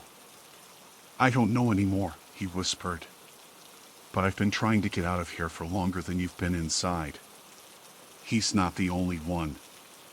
There are others," he broke off, glancing behind him toward the main hallway. "Listen. You don't have time. The cabin changes to trap you. Not kill you. Trap you." My skin crawled. "Why?" "Because we keep choosing wrong." He stepped closer, voice low and urgent. "Every time you step outside, you pick which version you enter next. He's following the choices. He wants to corner you in a version where there's no exit." I felt dizzy. "Who is he?" His expression collapsed into something hollow. "He's what's left when the cabin divides someone too many times." A heavy footstep echoed in the hall behind him. His eyes widened in panic. "Go. Now. Don't go back the way you came. Use the other corridor if it shows you. And whatever you do, don't let him match your movements." He shoved the door nearly shut between us just as a tall shadow passed the hallway light. I felt my body seize, watching his silhouette freeze against the doorframe. Neither of us breathed. 1 second. 2. 3. The shadow drifted on. He exhaled shakily, meeting my eyes through the narrowing crack of the door. "That key you picked up, it's for the only exit that doesn't loop." I swallowed hard. "Where?" "You'll know when you see it." His voice dropped to a whisper. "And Marlowe, don't trust any version of yourself that looks calm." The door slammed shut from his side. I stood there, numb, the bulb overhead buzzing like an angry wasp trapped in glass. I backed away slowly, gripping the key so hard it dug crescents into my palm. When I turned to leave, the door behind me, the one I entered through, was gone. In its place was another hallway. Longer. Darker. The bulb above it flickered once, casting a long, distorted shadow stretching down its length. My shadow. Except it moved half a second after I did. The moment I realized the shadow wasn't matching me, something inside my chest locked up so tightly I could barely breathe. I lifted my arm, slow and deliberate. The shadow stayed still. When it finally moved late by half a heartbeat, it didn't follow my motion exactly. Its elbow bent at the wrong angle, sharper, like a joint forced in a direction it was never meant to go. I stepped backward. The shadow stepped forward. That was all I needed. I bolted down the hallway. The corridor angled downward more steeply now, boards vibrating under my boots as if the structure above was shifting again, rearranging itself in response to my escape. The air filled with a low-grown wood, or wind, or something pressing its weight through the foundation. I didn't look back. I couldn't. Every instinct screamed that if I turned around, I'd see him, and if I saw him, I'd freeze. And freezing meant never leaving. The key in my pocket bounced against my thigh with every stride. I gripped it once to reassure myself it was real and kept going. The hallway stretched forward impossibly longer than the cabin footprint, longer than anything that made sense. But the floor was solid beneath me. The doors I passed were sealed shut, nailed from the inside, or boarded over with planks gray from age. Some weren't real doors at all, just outlines carved into the wall like the cabin was trying to remember rooms it used to have. Up ahead, the corridor split into two directions. Left, a slope leading deeper, light, dim, and cold. Right, a short stretch ending in a door made of reinforced metal. Industrial. Out of place compared to the rest. Its frame was different, too wider, bolted into the timber with thick hardware like it had been added long after the cabin was built.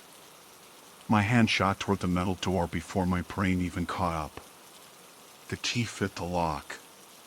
Something shifted behind me, a brush of fabric against wood, soft but unmistakably close. I jammed the key forward. It stuck halfway, meeting resistance that made my hands shake. I twisted harder. Behind me, footsteps creaked, slow, measured, the same rhythm as mine earlier, the rhythm of someone testing whether I'd notice. The key turned with a loud metallic click. I threw my weight into the door.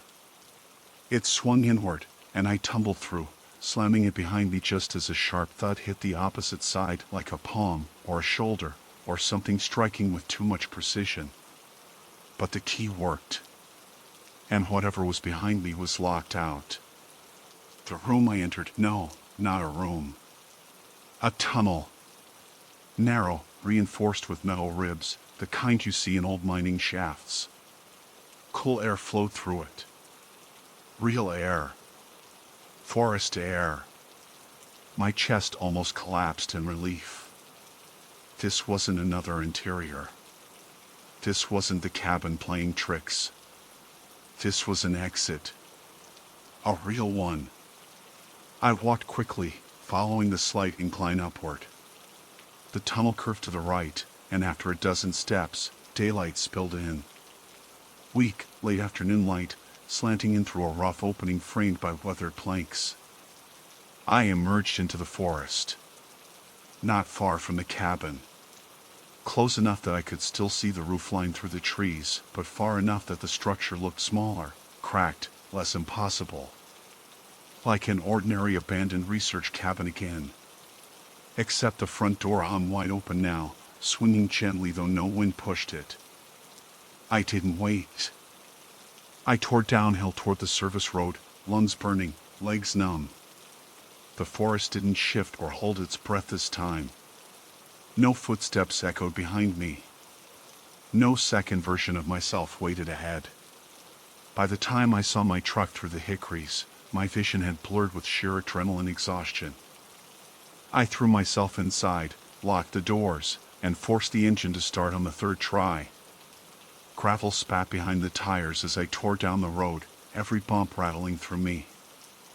I kept the cabin in my rearview mirror until the trees swallowed it whole. Only when I hit the paved forest road did I slow enough to breathe. I drove straight to the district station. I didn't go inside. I sat in the parking lot, hands gripping the steering wheel until they went numb. I tried to rehearse what I'd say.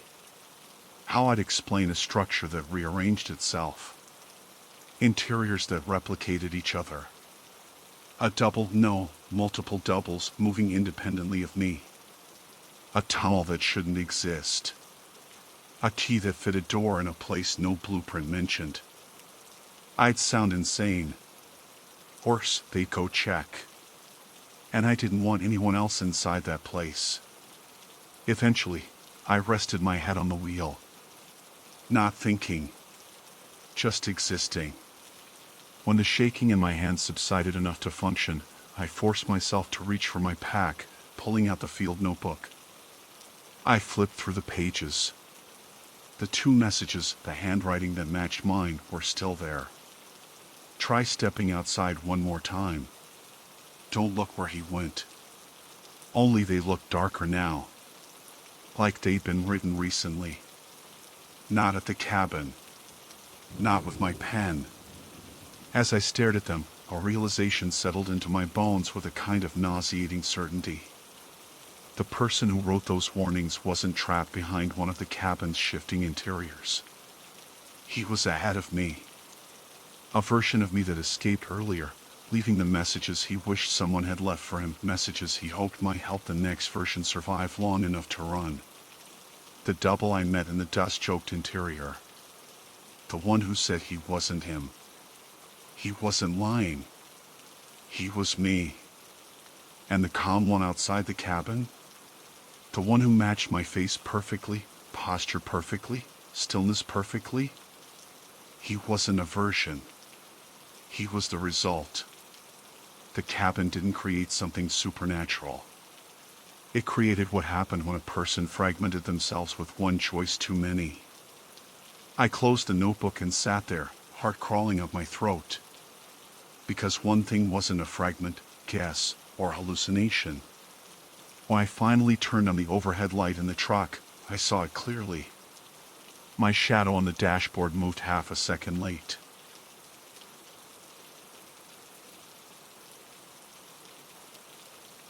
My name is Tyron Holt, and I am a field maintenance contractor assigned to remote structures within Coconino National Forest. For the past 3 years, I have been the person they call when a cabin roof collapses under winter snow load, when a trailhead shack needs reinforcement, or when vandalism leaves a ranger station window shattered. My job is simple. I go out alone, I fix what's broken, I log the condition, and I head back before nightfall. This story contains approximately 900 words. I arrived at the cabin off Forest Road 231 just after 9 in the morning, the sun bright enough to dust the ponderosa pines with a warm gold that made the place look almost inviting. Almost. The cabin was an older one, built in the early 70s for seasonal ranger housing but rarely used anymore. According to the ticket I received, hikers had reported unusual noises coming from inside the structure over the past week. Possibly animals nesting under flooring, the supervisor wrote, which is code for, something is chewing its way in, and someone needs to deal with it. I parked my truck just 30 feet from the porch and stepped out. The air had that crisp, slightly sweet scent of high-altitude pine, the kind that usually calms me. But that morning it felt like the forest was holding its breath. No wind. No distant ATVs. No birdsong. Just stillness. When I reached the porch, the first sound hit me, scratching. Subtle at first. A quiet, dragging scrape beneath the floorboards.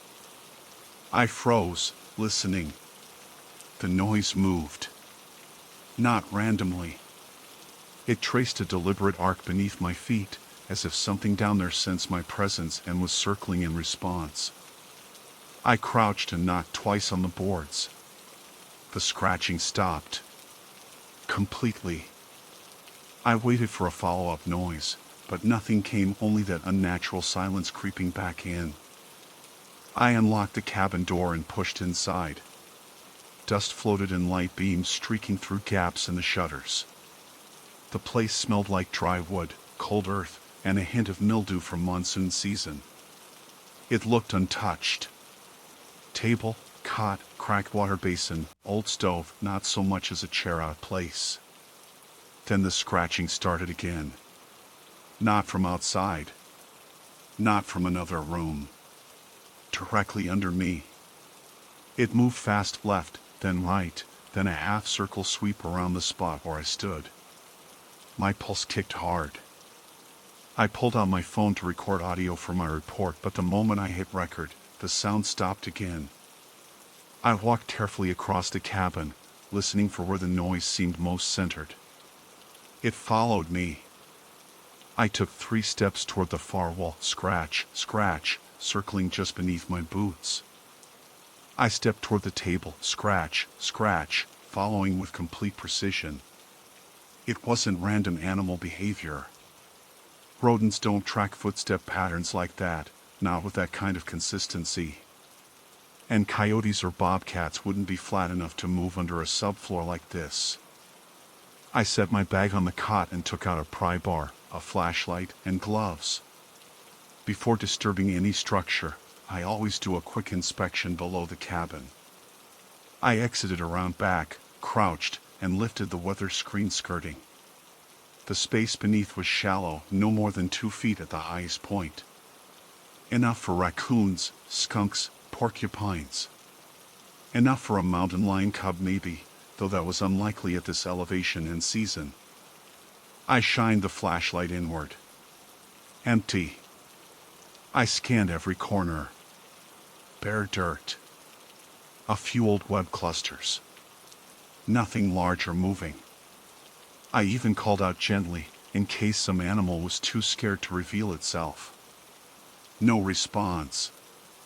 When I lowered the siding and stood up, the silence felt heavier, like the forest had somehow grown closer around me. Back inside, the moment I stepped through the doorway, the scratching resumed. Louder now. A steady, dragging scrape circling me with obvious intention. Something was pacing under there, using the entire footprint of the cabin. I told myself it might be 2 animals, maybe even 3, moving in a pattern that coincidentally appeared coordinated. But the sound radiated as a single source. One creature. One that moved impossibly fast for the tight space. I crouched where the sound seemed closest.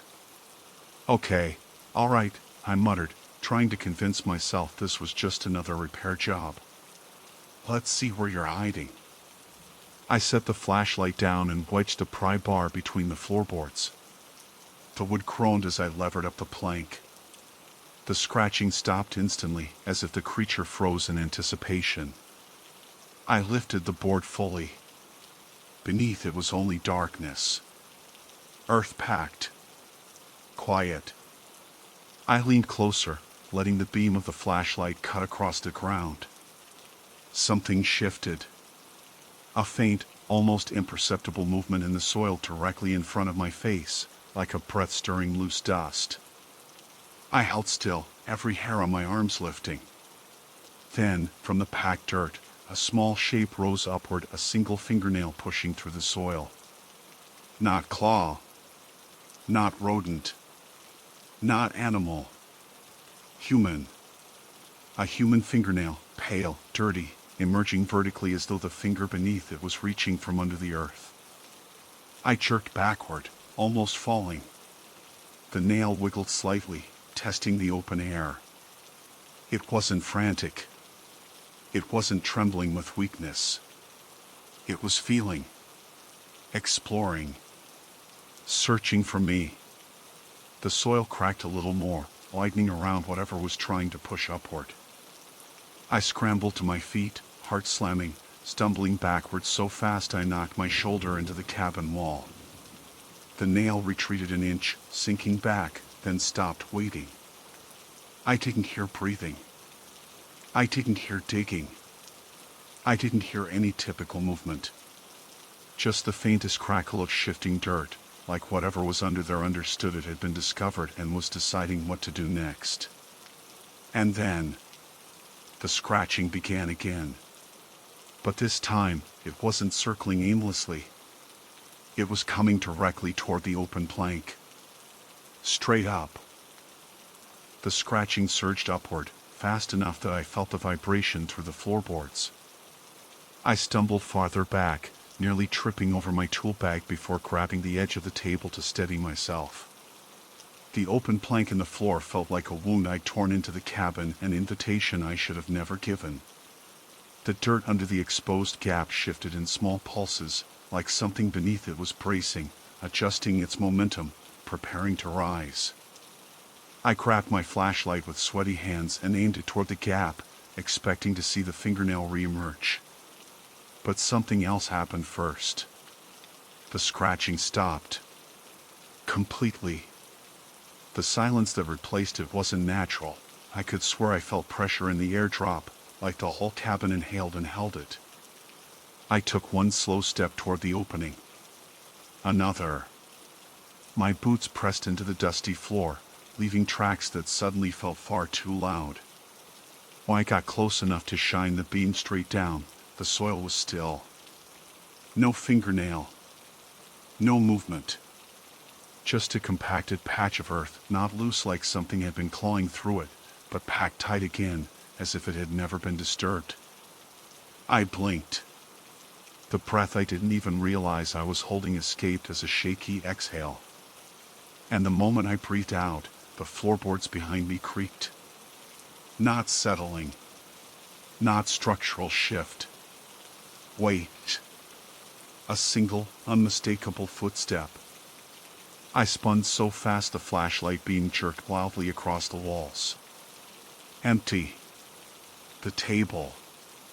The cot. The door. Nothing moved. No one stood there. But I had heard it. Felt it. The hollow knock in the old wood was too sharp, too intentional to be anything else. Hello? I called out, my voice cracking. If someone's here, identify yourself. Nothing. But the silent weight of being watched clamped around my chest. I turned back toward the hall and froze. The patch of dirt was no longer packed tight. It was sunken. As if something beneath the surface had suddenly dropped deeper. Like it had slammed downward with force. I backed away again, gripping the flashlight like a weapon even though I knew it would be useless against whatever this was. My first impulse was to radio the ranger station, but my truck was the only place with reliable reception. Inside the cabin, the thick pine beams made signal drop to nothing. I checked anyway, 0 bars. I grabbed my tool bag, deciding I'd return with backup, maybe with someone who actually knew how to deal with a potential human burial site or cave-in. As I reached the door, I paused, heart thudding. The scratching resumed. But it wasn't coming from the open plank anymore. It was following me. The sound migrated across the floor toward the entrance, drag scrape, as if whatever was beneath the cabin tracked my exact movements from below. My hand froze on the doorknob. The scratching reached the area beneath the threshold. Stopped. Then, directly under my feet, the unmistakable sound of tapping rose upward. Not animal claws. Not frantic scraping. Knuckles. Someone was knocking from under the floor.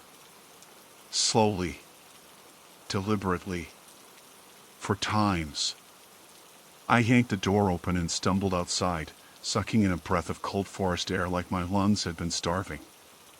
The sudden brightness of the late morning sun felt violent compared to the cabin's dim interior.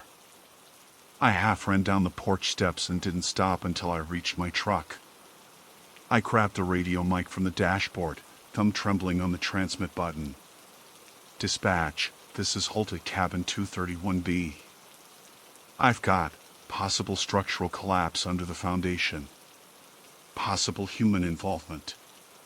Requesting ranger response. Please confirm. Static. Dispatch, please confirm. More static than a faint warble of broken signal. No distinguishable voice. It wasn't usual, this road was spotty, but the timing felt personal, like the forest itself didn't want this call going through. I set the mic down and reached for my keys. Another sound stopped me. Scratching coming from directly under the truck. A quick, tight circle under the front axle. Then the driver's side tires. Then the rear. Like it was doing a perimeter check. My breath fogged the windshield as I leaned to look down, half expecting something to crawl out from under the vehicle. Nothing. Just dirt. Pine needles. The shadow of my truck. The scratching continued anyway. I had two choices, drive off now and hope whatever this was couldn't keep up, or go back into the cabin and try to document the evidence. The proper procedure was the latter. report, document, assess risk. But nothing about this situation was proper. Nothing about this situation was within protocol. Still, something in me felt a pull, not curiosity, not bravery, just a low, uneasy instinct that if I left without knowing what was under there, it wouldn't stop following. I stepped out of the truck again. The scratching responded instantly, surging just behind me like a reaction to my movement. I turned slowly. It was under the porch now. Then under the steps. Then the first floorboard inside the cabin. Like it was retreating, or luring. I forced myself forward, 1 foot at a time, climbing the steps again. The boards creaked softly under my weight. The cabin door stayed open behind me, giving the space a cold draft that raised goosebumps on my arms. Inside, the open plank sat exactly where I left it. The soil beneath was perfectly undisturbed once more, as if it were hiding all over again. The scratching began in a slow circle beneath the center of the cabin, dragging a wider path this time, like whatever was down there had more room than should have been physically possible. I crouched, flashlight steady. "All right," I whispered, my voice barely audible. "Show me what you want." The scratching halted. Then dirt began to shift again. Not upward this time. Sideways. Something was tunneling fast, moving toward a new position directly beneath my crouched figure. My muscles tensed, instinct screaming to run, but I stayed, unable to move. The soil bulged. A thin line split open where the earth cracked. And then, a second fingernail emerged. Longer than the first. And then a third. 3 fingers pushing upward side by side, feeling for the open air. Not reaching for escape. Reaching for me. The 3 fingers pushed farther through the soil, slow but certain, as if they were testing the air, testing my distance. I backed up so fast I nearly slipped, bumping into the table behind me. The legs of it scraped sharply across the wood, one abrupt, unnatural noise in a room that suddenly felt too small, too cold, too aware of me. The fingers froze in place. Not recoiling. Not startled. Waiting. They held the position while grains of dirt trickled down the knuckles, each slow crumble sounding louder than it should have. My flashlight trembled in my hand, its beam twitching across the floor. I forced myself to breathe evenly, to keep my head clear, to pretend I had some plan beyond basic survival instincts. One of the fingers twitched. Just once. Like a signal. Then the scratching returned from every direction under the floor. Not circling anymore. Not tracking my footsteps. It was multiplying. Left, right, near the cot, behind the stove, under the far wall. The sound spread so quickly it felt like a dozen shapes were dragging their way beneath the cabin, scraping in long, methodical sweeps. My throat tightened until swallowing hurt. There was no way there were multiple people under there, not in that shallow crawl space. I had investigated it myself. I had looked. There wasn't room. Unless the space under the cabin wasn't what I thought. The fingers sank slightly, as if whatever owned them was lowering itself again. Then they disappeared completely into the soil. The scratching halted too, cut off mid-drag. Silence hit the cabin so hard it felt physical. I didn't trust it. I didn't move. I didn't blink. I let the silence stretch, waiting for the next sound, the next tremor under the floor. Nothing. And then the floorboard behind me groaned.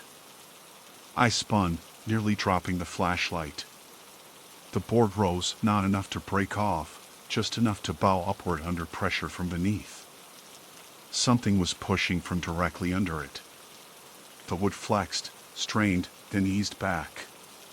Another board flexed behind that one. Then another. A slow ripple of bending would travel from the back wall toward me, like something massive and slow was crawling just under the surface, its body dragging against the subfloor. I backed toward the door, step by step, never letting the moving boards leave my sight. The ripple approached the table, pushed under it, and dipped again before continuing. The old wood wheezed with every shift. My hand brushed the open door frame. I nearly turned and bolted. But something moved in the threshold. Not physically, visually. A shadow passed along the outer edge of the cabin, visible only because sunlight cut across the porch.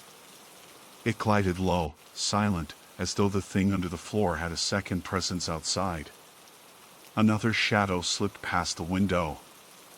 Then another. My stomach dropped.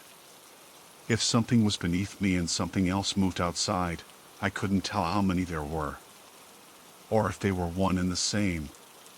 Or if this cabin was some kind of center point for whatever was happening. The floorboards in front of me bulged upward again. Closer. Maybe 6 feet away. A crack formed. Thin. Hairline. Running the length of the board toward my boots. That was it. I bolted. I ran off the porch, hit the ground harder than I meant to, and sprinted toward my truck. My boots kicked up dust and pine needles. The forest, which had been silent all morning, felt suffocating now, like even the trees were leaning in to watch. I yanked the truck door open. A single scratching sound came from under the vehicle again. Not circling this time. Stationary. Waiting. No. Nope, no way. I slammed the door behind me, fumbled for the keys, and jammed them into the ignition. The truck roared to life. The scratching under me grew frantic, sharp, angry drags, like claws raking metal from beneath the cabin's ghost. The whole undercarriage vibrated for half a second, and I threw the truck into reverse. The wheels spun on loose dirt before catching, and the truck lurched backward. As I straightened out, I saw something move on the cabin porch. A shape. Not fully formed, more a distortion in the sunlight, like heat ripple but darker. It slid up the cabin wall, paused by the open doorway, and then sank into the darkness inside. I didn't wait to see more. I tore down the dirt road, the rear tires fishtailing across ruts. I didn't look in the rearview mirror. I didn't want to see if anything came out of that cabin. The forest swallowed me in tall shadow as I sped down the trail, bouncing hard over rocks, steering with desperation instead of skill. When I finally reached a paved service road, my hands were shaking so badly I had to pull over. I grabbed a radio mic, praying for signal. "Dispatch, this is Holt," I managed, my voice raw. "Cabin 231B has something underneath. Not structural. Not human, I mean, not alive the way it should be. I'm leaving the site. Requesting immediate closure of the area." Static hissed back at me. Then a faint, fractured voice. "Tyron, repeat last. Interference on your..." The rest dissolved. I stayed there until my breathing evened, engine idling. When I finally eased back onto the road and began the long drive out of Coconino, I forced myself not to look at the tree-line. But something flickered in the corner of my eye, just beyond the pines. Movement. Low. Sliding. Matching my speed. I pressed harder on the gas until the trees thinned and the forest finally fell behind. I returned my equipment. Filed the bare minimum report about possible wildlife activity under structure. I didn't mention the fingers. Or the shadows. Or the intelligent scratching. I didn't sleep that night. Because sometime near midnight, as I lay awake staring at my apartment ceiling, I heard it again. Scratching. Directly beneath my bed. A slow, deliberate drag. Left. Right. Circling. exactly the same way it followed me in that cabin. And then, a faint tap beneath the floorboards. For knocks. Deliberate. Waiting.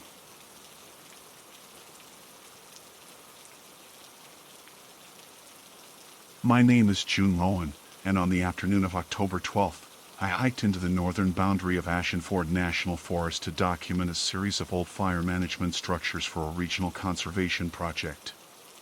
My written statement begins here, and the events I describe occurred over the span of a single day, without interruption.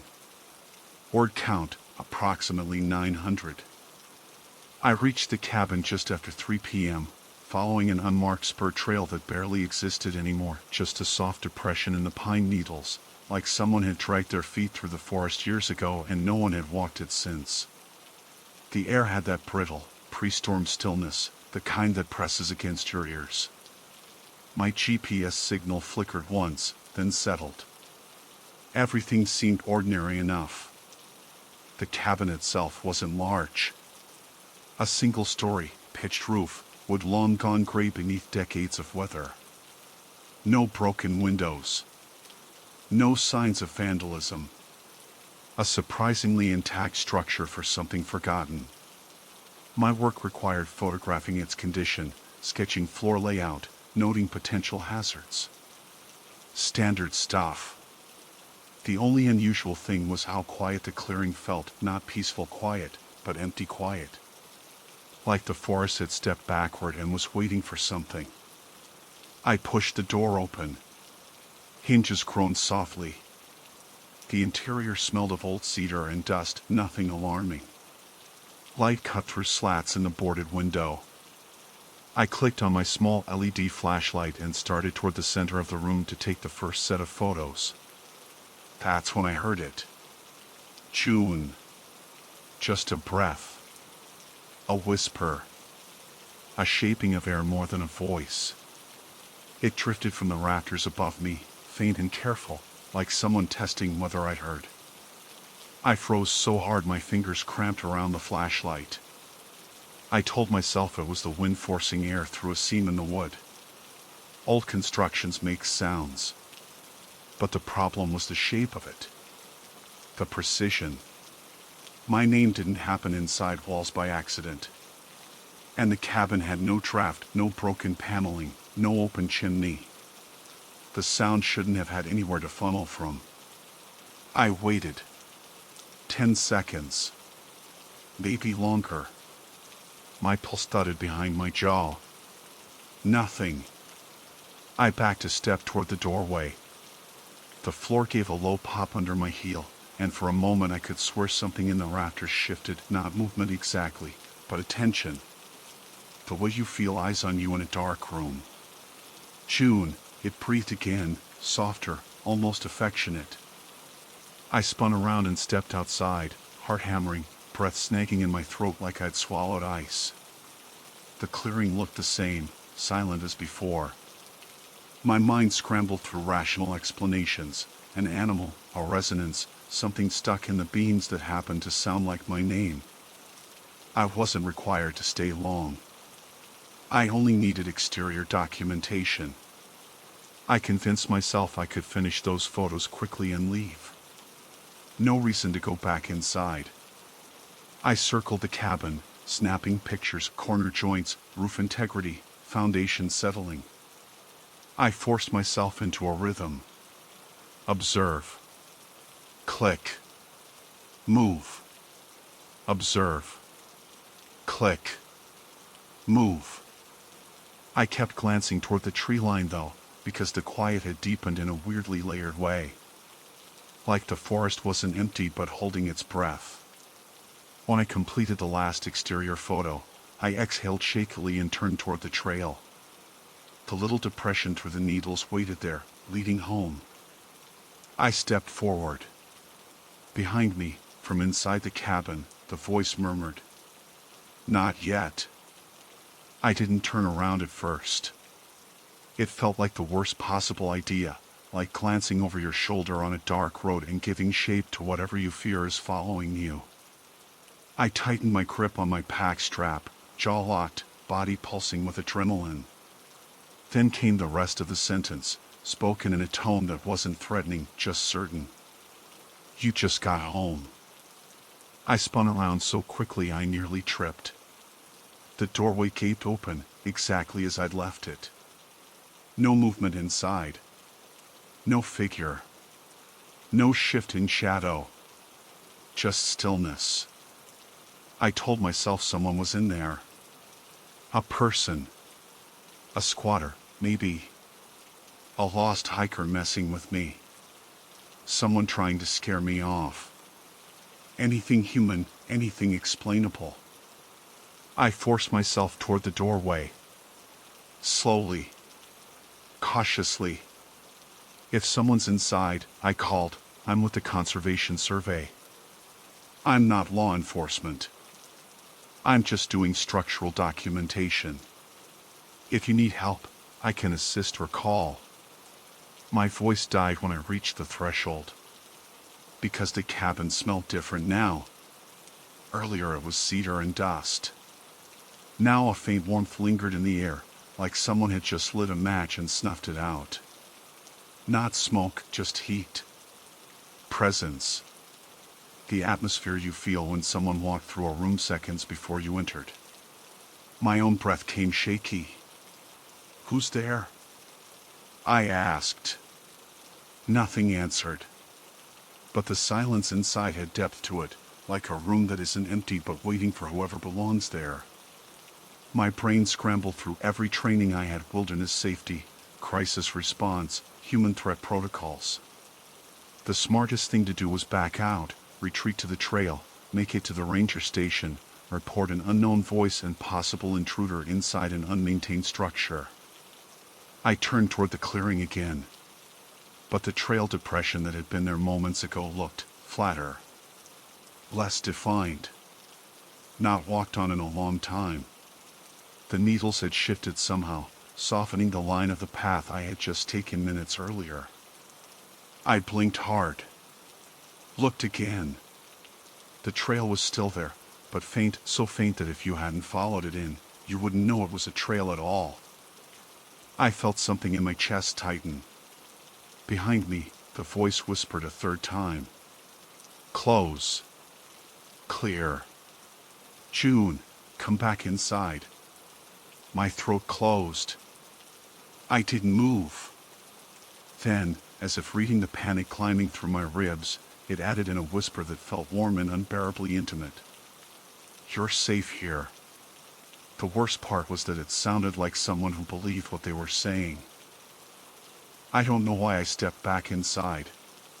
Maybe it was shock, or the way the clearing felt subtly warped, or the instinctive need to prove to myself that the voice had a face, a real human presence I could deal with using normal procedures. Maybe it was denial. Or maybe the cabin had a weight to it, a gravitational pull I didn't recognize for what it was until afterward. The air inside felt heavier, warmer than the outside forest, like the walls were holding heat from a fire that hadn't burned in years. Dust motes floated through faint beams of light, drifting lazily, undisturbed by any breeze. The place didn't look lived in: no bedding, no food, no trash, no signs of habitation. Just an old table, a toppled chair, and a few forgotten tools left on a workbench. Nothing to hide behind. No dark corners large enough for a person. I stepped slowly across the creaking boards, my boots leaving faint prints in the dust. My heartbeat was loud enough that I couldn't tell if the cabin was making any other sounds. "Whoever you are," I said, trying to steady my tone, "I need you to speak normally. Not whispering, talk to me. And if you want help, I will help you. But you can't stay hidden." No reply. Just my own breath echoing back at me. I scanned the rafters again. Nothing but old wood, spider webs, and a few rusted nails. The whisper had come from up there, I was certain of it. But I couldn't see how anyone could have climbed into that narrow space. It was barely wide enough for raccoons. Then I heard something faint, very faint. A long, slow exhale, as if someone above me had just let out a held breath. Not words. Just air. I stepped backward until my shoulders brushed the wall. Okay, I murmured to myself, that's enough for today. I turned toward the doorway and forced myself to walk, not run. The moment I stepped into the clearing again, the forest felt wrong. The light was dimmer, not by a lot, but enough that the sky seemed earlier in the evening than it should have been. Shadows had stretched. The air was cooler. I checked my watch. 3:26 p.m. Only 13 minutes since I'd arrived. But the forest looked closer to sunset. I tried to shake it off. Shadows shift. Clouds roll in. Storm fronts move quickly. I snapped a few more photos outside roofline, west wall, foundational cracks. I managed maybe 5 more steps before the whisper reached me again. June. I didn't turn this time. I shut my eyes, teeth gritted. You can leave later, it breathed, much closer than before. Don't rush. My pulse shot into my throat. It felt like standing beside someone who's trying to keep a conversation intimate. That subtle lean. That way people lower their voices when they're asking you to stay. I spoke without turning around. I'm leaving now. A pause. Then a quiet, almost hurt sounding. Why? I finally spun around, sick of feeling hunted without seeing the hunter. Because I don't know who you are, I snapped. Because this cabin is abandoned and dangerous. Because voices don't come out of empty air. Silence. The kind that felt like the cabin was thinking. Then, softly, it isn't empty. Every instinct I had screamed at me to leave. Right then. Run if I had to. I forced my boots into motion and crossed the clearing toward the old trail. It was faint but still there, still followable. I kept my head down, pacing quickly, resisting the urge to keep checking behind me. Then, 30 feet down the path, something made me stop cold. My footprints were gone. I'm not talking about the prints I made on the way in, I mean the ones I had just made moments ago walking out of the clearing. My fresh tracks should have been visible in the soft layer of shed needles and dusted soil. But the ground behind me looked undisturbed. As if I hadn't walked there at all. As if the forest had smoothed itself over. My arms went cold. I turned to look back at the cabin. It stood exactly where it should be, center of the clearing, silent, unchanged. But something about the angle of it made my stomach twist. I had left the door open. I was sure of it. Now it was closed. I backed away a step, breathing unevenly. No, I whispered. No. I didn't shut it. The forest held its silence. Then the latch on the cabin door clicked, loud and deliberate, like someone inside had just slid the lock. I didn't realize I had started shaking until my knees wobbled. This wasn't just someone hiding. This wasn't wildlife. This wasn't a prank or some acoustics trick. Something was interacting with me, adjusting its presence around me. I stepped off the trail and moved deeper toward the thicker brush line, thinking maybe I'd find a more visible route back, something less likely to shift or disappear. I broke through a patch of tall ferns and pushed between 2 narrow pines. When I came through the other side, the cabin was in front of me again. Not behind. Not sideways. Directly in front of me. I stumbled backwards so hard I hit the ground. A sound left my mouth that wasn't quite a scream or a breath, some guttural noise of disbelief. I scrambled to my knees, blinking hard, trying to make the clearing snap back into the layout I remembered. But now I wasn't 30 feet away. I was 15. The cabin loomed larger, closer, like I had approached it instead of leaving. My lungs hurt from fast, shallow breathing. From inside, the voice spoke again. Now whisper this time. A soft, conversational tone. Almost like someone greeting a friend who had stepped into the kitchen. June, you're going the wrong way. I shook my head violently. No. No, I'm not. I'm leaving. You are, it said, calm and unbearably sure. But the forest won't take you. My scalp prickled all the way to the nape of my neck. I got to my feet, heart pounding against my ribs so hard it made my vision pulse. I backed away, never taking my eyes off the cabin. Then the voice spoke one more time, in a tone that felt so close it brushed my ear. Come inside. You'll understand. My skin crawled. Before I could run, the cabin door slowly opened by itself. Just wide enough for me to enter. Just wide enough for me to see darkness waiting inside.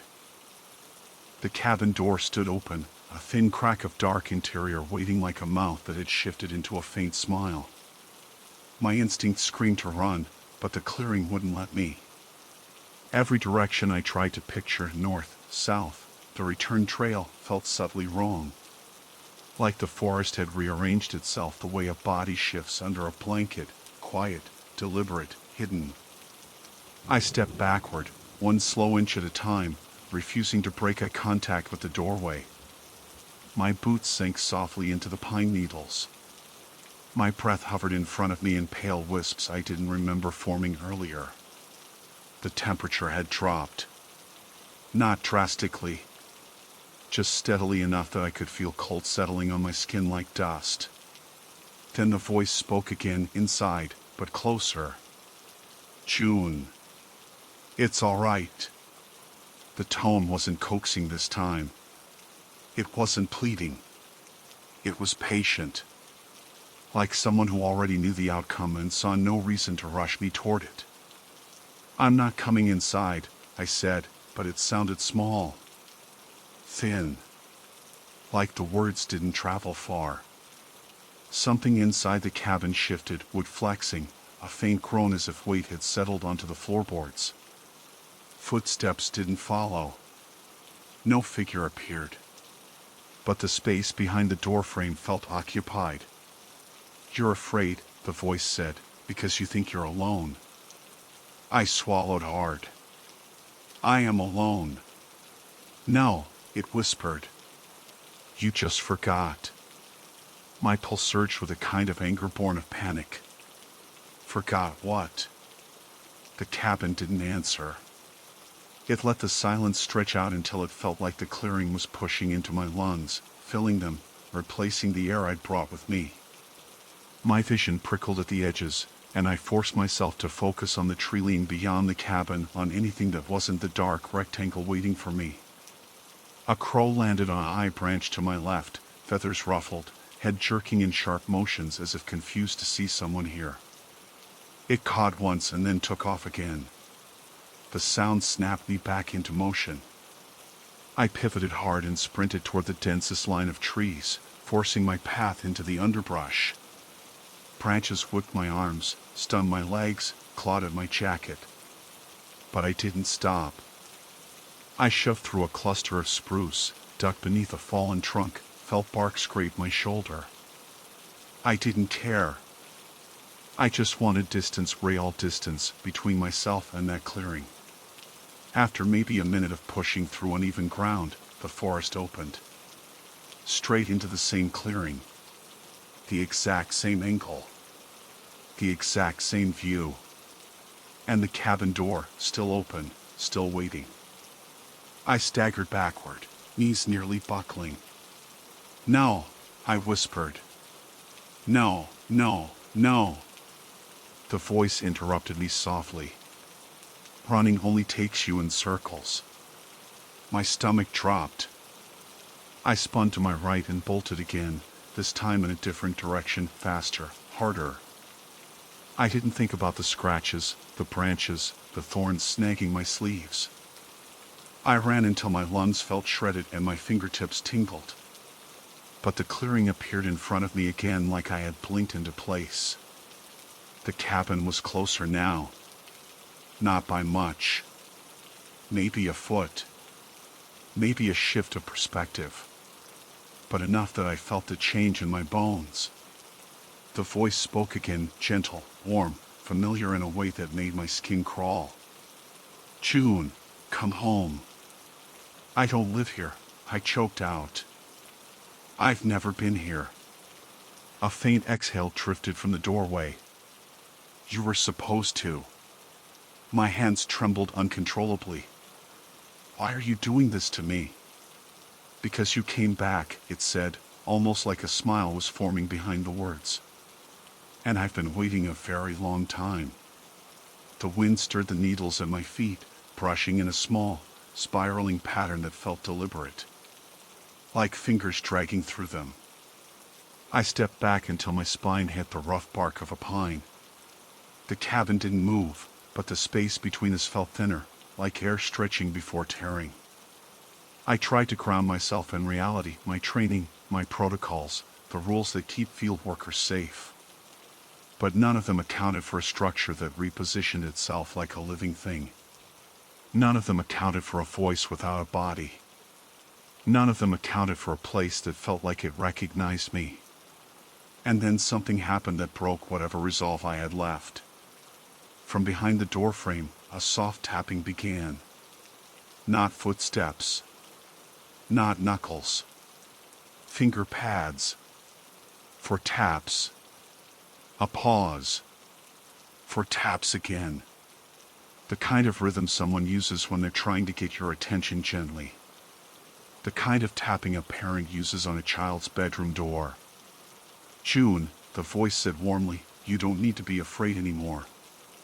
Something inside me snapped. I charged toward the tree line again, choosing a third direction, this one uphill, rocky, brutal.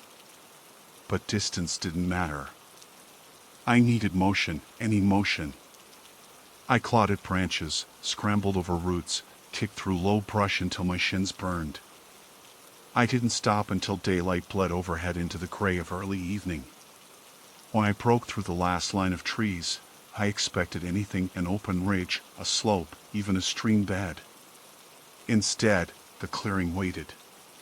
The cabin stood 10 feet away. I didn't scream. Something in me had gone past screaming. Past fear. Into a numb, vibrating state that felt like my mind was trying to detach from my own body. The voice spoke once more, but this time it wasn't gentle. It was right behind me. "June." I spun so fast I fell, landing on my palms. The impact jolted pain into my wrists. I scrambled backward toward the clearing's edge. Nothing was behind me. Just trees. Just silence. Just the cabin waiting. The voice drifted out again, but not from inside this time, not from the rafters or the doorway. It came from everywhere. The trees. The ground. The air itself. "You can't leave." "Not yet." My breath hitched painfully. "Why?" I whispered. This time, the answer came without delay. Without softness. Without pretense. "Because you finally came home to me." The cabin door swung fully open in one smooth motion. Darkness yawned inside, and something in that darkness shifted, subtle, patient, as if rising from a long rest. And then, almost tenderly, "Come in, June." The forest behind me grew denser, crowding closer, as if making sure I had only one direction to go. I realized then that the voice had never been inside the cabin. The cabin was the voice. It had known my name the moment I arrived. And it wasn't whispering to me anymore. It was calling me back.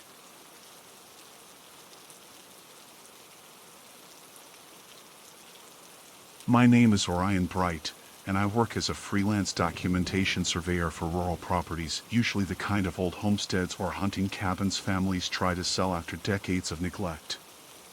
Most days are just dust, mildew, and a camera checklist. Nothing dramatic. On the morning this happened, I'd been assigned to examine a privately owned cabin deep in the backcountry, a secluded structure that hadn't had a visitor in at least 20 years. The owner, a man in his late 70s, claimed he was finally ready to part with it but wanted full photographic documentation before listing. He warned me the place might have mold, loose boards, or odd smells, which usually translates into a long day of breathing through my sleeve. I didn't expect anything beyond that. By the time I reached the cabin, the sun was still low enough that the surrounding trees were casting long, thin shadows over the clearing. A mist was lifting off the ground to heaving on the grass, giving the place this hazy, early morning stillness that made every footstep feel too loud. The structure itself leaned slightly to one side, its wooden frame warped from weather and time. The windows were clouded with dust. The door hung crooked. But the cabin was intact enough to do my job, and I'd done worse. I pushed the door open and let my eyes adjust to the dim interior. My boots landed on floors that creaked sharply with each step. Dust motes drifted in slanted rays of sunlight from the gaps in the ceiling boards. The air had that abandoned smell: old fabric, stale wood, the faint trace of animals passing through once or twice. I walked the perimeter, marking each corner, cataloging everything with my camera. A table, a bare mattress frame, an iron stove, a couple of chairs. Ordinary enough. It wasn't until I reached the far wall that something unusual caught my attention. A section of wallpaper, yellowed and brittle, was curling outward at the edges, loose enough that I could slip my fingers beneath it. At first I assumed moisture or pests had caused it to peel, but when I tugged lightly, the entire sheet came away too easily, like it had already been disturbed. The moment the wallpaper tore off, something behind it fluttered out and fell to the floor. A photograph. It was small, maybe 3 inches across, black and white, the kind printed from an old chemical process. The image showed the interior of the very room I stood in, but decades younger. And there in the center of the frame was a stranger, male, mid-40s, standing stiffly as if posing for a portrait he hadn't entirely agreed to. The composition was odd, angled slightly from the left, like someone had taken it while hiding near the doorway. I turned the photo over. No writing. No date. The wallpaper in front of me gaped open like a loose flap, revealing a small hollow between the studs, far deeper than I expected. Something inside caught the light in a dull silver reflection. I reached in, careful not to snag my hand on a nail, and felt a stack of thin, rectangular objects. I pulled out several more photographs bound by an old rubber band that crumbled apart the second I touched it. There were dozens. Every one of them was shot inside this cabin. Different people. Different years. Different angles. But always the same thing: somebody standing, or sitting, or sometimes just entering the room. None of them appeared posed. They all looked unaware, caught mid-movement, captured by someone hidden very close by. In one image, a woman sat on the mattress frame reading a book. In another, a teenager stared out the window with their back turned. In a few, the subjects looked startled, like something had just made a noise out of frame. The longer I flipped through them, the more the hair on my arms rose. Because whoever took these photos hadn't just stumbled into the cabin on random occasions. There were series 5 or 6 shots taken within minutes of each other, moving closer each time. Another set taken at night, the subjects illuminated only by lantern light. Someone had been chronically documenting the cabin's occupants for years. What made it stranger was the consistency. The angles were too similar. The perspective too fixed. As if the photographer always stood in the same few hidden spots behind the walls, narrow gaps barely wide enough for a person to slip into. The cabin wasn't large, but there were enough irregularities in the construction that someone nimble could have used them as vantage points. I crouched closer to the exposed cavity, shining my flashlight inside. Dust. Nails. A small amount of debris. And deeper still, a faint indentation where the planks bowed inward, suggesting a tight channel running behind the wall.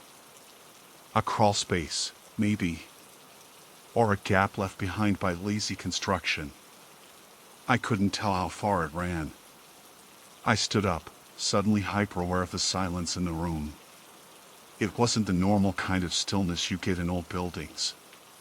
This one felt tight, like the air had thickened, making it strangely difficult to hear anything beyond my own breathing. I looked down at the photographs again. The last one in the stack stopped me cold. My own back filled the frame. Taken at the doorway. Taken from somewhere inside the cabin. Taken minutes after I arrived. The camera angle was low, slightly to the right, as though the photographer was crouched behind one of the warped wall panels near the entrance. The timestamp on my own camera confirmed I hadn't turned my back for long, just enough time to adjust my lens cap and check the table for stability. But I hadn't heard anyone. No footsteps. No movement. No door. And nobody had passed me on the trail. I was the only registered visitor for miles. My pulse climbed slowly, steadily, thudding in my ears in a way that made the quiet inside the cabin feel even thicker. I scanned the walls, the corners, the gaps where light slivered through the boards. A faint draft brushed across the back of my neck, cold enough that my skin prickled. It came from the direction of the interior wall, from that narrow, dark space behind the wallpaper. I stepped toward it, lifted my flashlight, and leaned down to look deeper inside. Something shifted. Not loudly. Just enough to disturb the dust. A soft, deliberate sound. A breath that wasn't mine. I jerked back so fast I nearly tripped over the uneven floorboards, catching myself against the corner of the table with my palm. The dust in the hollow space settled slowly, drifting in a thin haze. For a moment I tried to tell myself the sound had been something ordinary, a mouse, a trapped draft, an acorn dropping between the boards. But I heard it clearly. The inhale. The exhale. A controlled, human rhythm that didn't match mine. I kept the flashlight pointed toward the gap, my hand shaking just enough that the beam trembled on the dark wood. The space behind the wall was extremely narrow. Whoever had been back there, if someone actually had, would have needed to slide sideways or crawl through a tight vertical passage. It seemed impossible. But so did the last photograph. I backed away slowly, scanning for any wider openings. A seam in the far right corner of the room caught my eye. It was subtle, a vertical line where two boards weren't flush. Up close, I could see a sliver of darkness behind it, just large enough to suggest a cavity. I pressed my fingers along the seam. The wood flexed slightly under pressure. The panel creaked. Not loudly. Not dramatically. Just a small, deliberate shift, like it had been moved recently from the inside. I stepped back. My heartbeat had climbed into my throat, pulsing in a way that made it hard to swallow. I tried to focus on something rational, my job, the report I needed to finish, the fact that old cabins shift and settle. But none of that explained the photograph of my back. I moved toward the door, thinking I could at least get a little fresh air before continuing. As I brushed past the wall, something flicked lightly against the corner of my coat, like fingertips grazing fabric. I spun around. Nothing moved. The seam in the boards didn't budge. The entire room stayed motionless and dust-heavy. I was suddenly aware of how narrow the doorway was, how dim the interior had become as the morning light outside shifted. My instincts urged me to leave, to walk back to the clearing until I could convince myself I was overreacting. but my professional side, trained to document everything meticulously, kept me anchored. If someone had been living in the walls, that was a liability issue, a serious one. The property owner needed to know. I told myself I would take a few more photos, check the rest of the cabin, and then leave. I raised my camera and took a wide shot of the room. The shutter noise echoed too sharply in the enclosed space, bouncing off the hollow walls. I took another, then a third. When I lowered the camera, a faint vibration seemed to travel through the floorboards beneath my boots, like someone shifting their weight in the room below. Except there was no room below. Just dirt and foundation stones. The vibration stopped as quickly as it came. I forced myself to keep moving. The cabin had a single adjoining room. A short, narrow hallway led to a small kitchen area with a rotting counter and a broken stove door. I stepped inside, noting the cobwebs, the dust patterns, the gaps in the floorboards. Everything looked undisturbed. Almost. On the far wall, the wallpaper was bubbled outward, just like in the main room. I felt a cold tightening in my chest. I approached slowly, every step measured, listening for the slightest movement. When I reached the wall, I pressed my palm against the bubble portion. It was stretched tight, like something pressed against it from behind. Not forcefully, just enough to push it out a few millimeters. I slid my fingers beneath the edge and peeled it back. More photographs spilled out.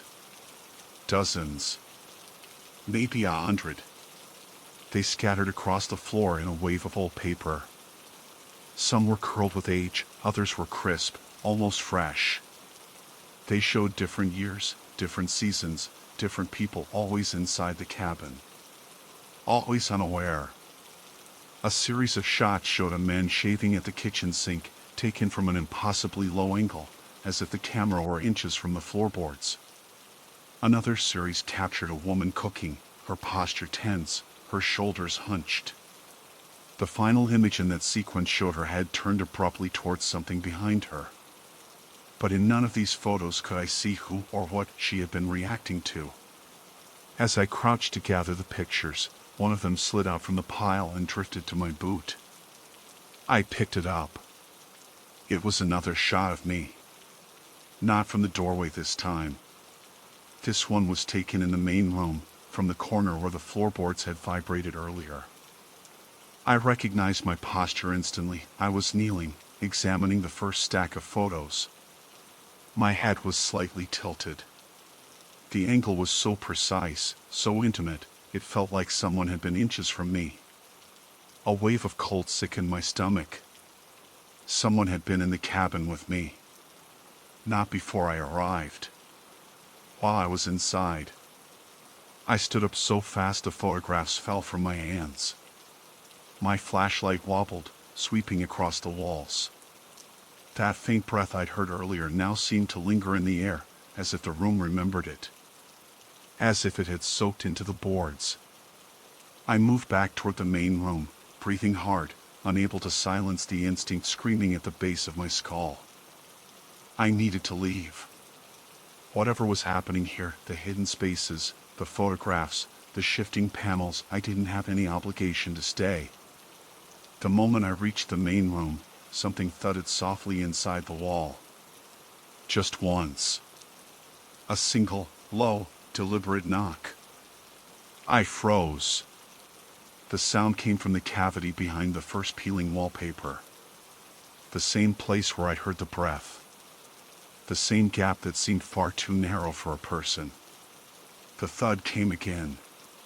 And then, faintly, the wall panel near the door shifted a half-inch inward. As if someone behind it had leaned their weight forward. I backed toward the open doorway, every instinct firing at once.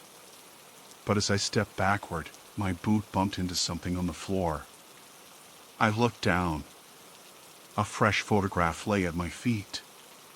Still glossy. Still wet along the edges.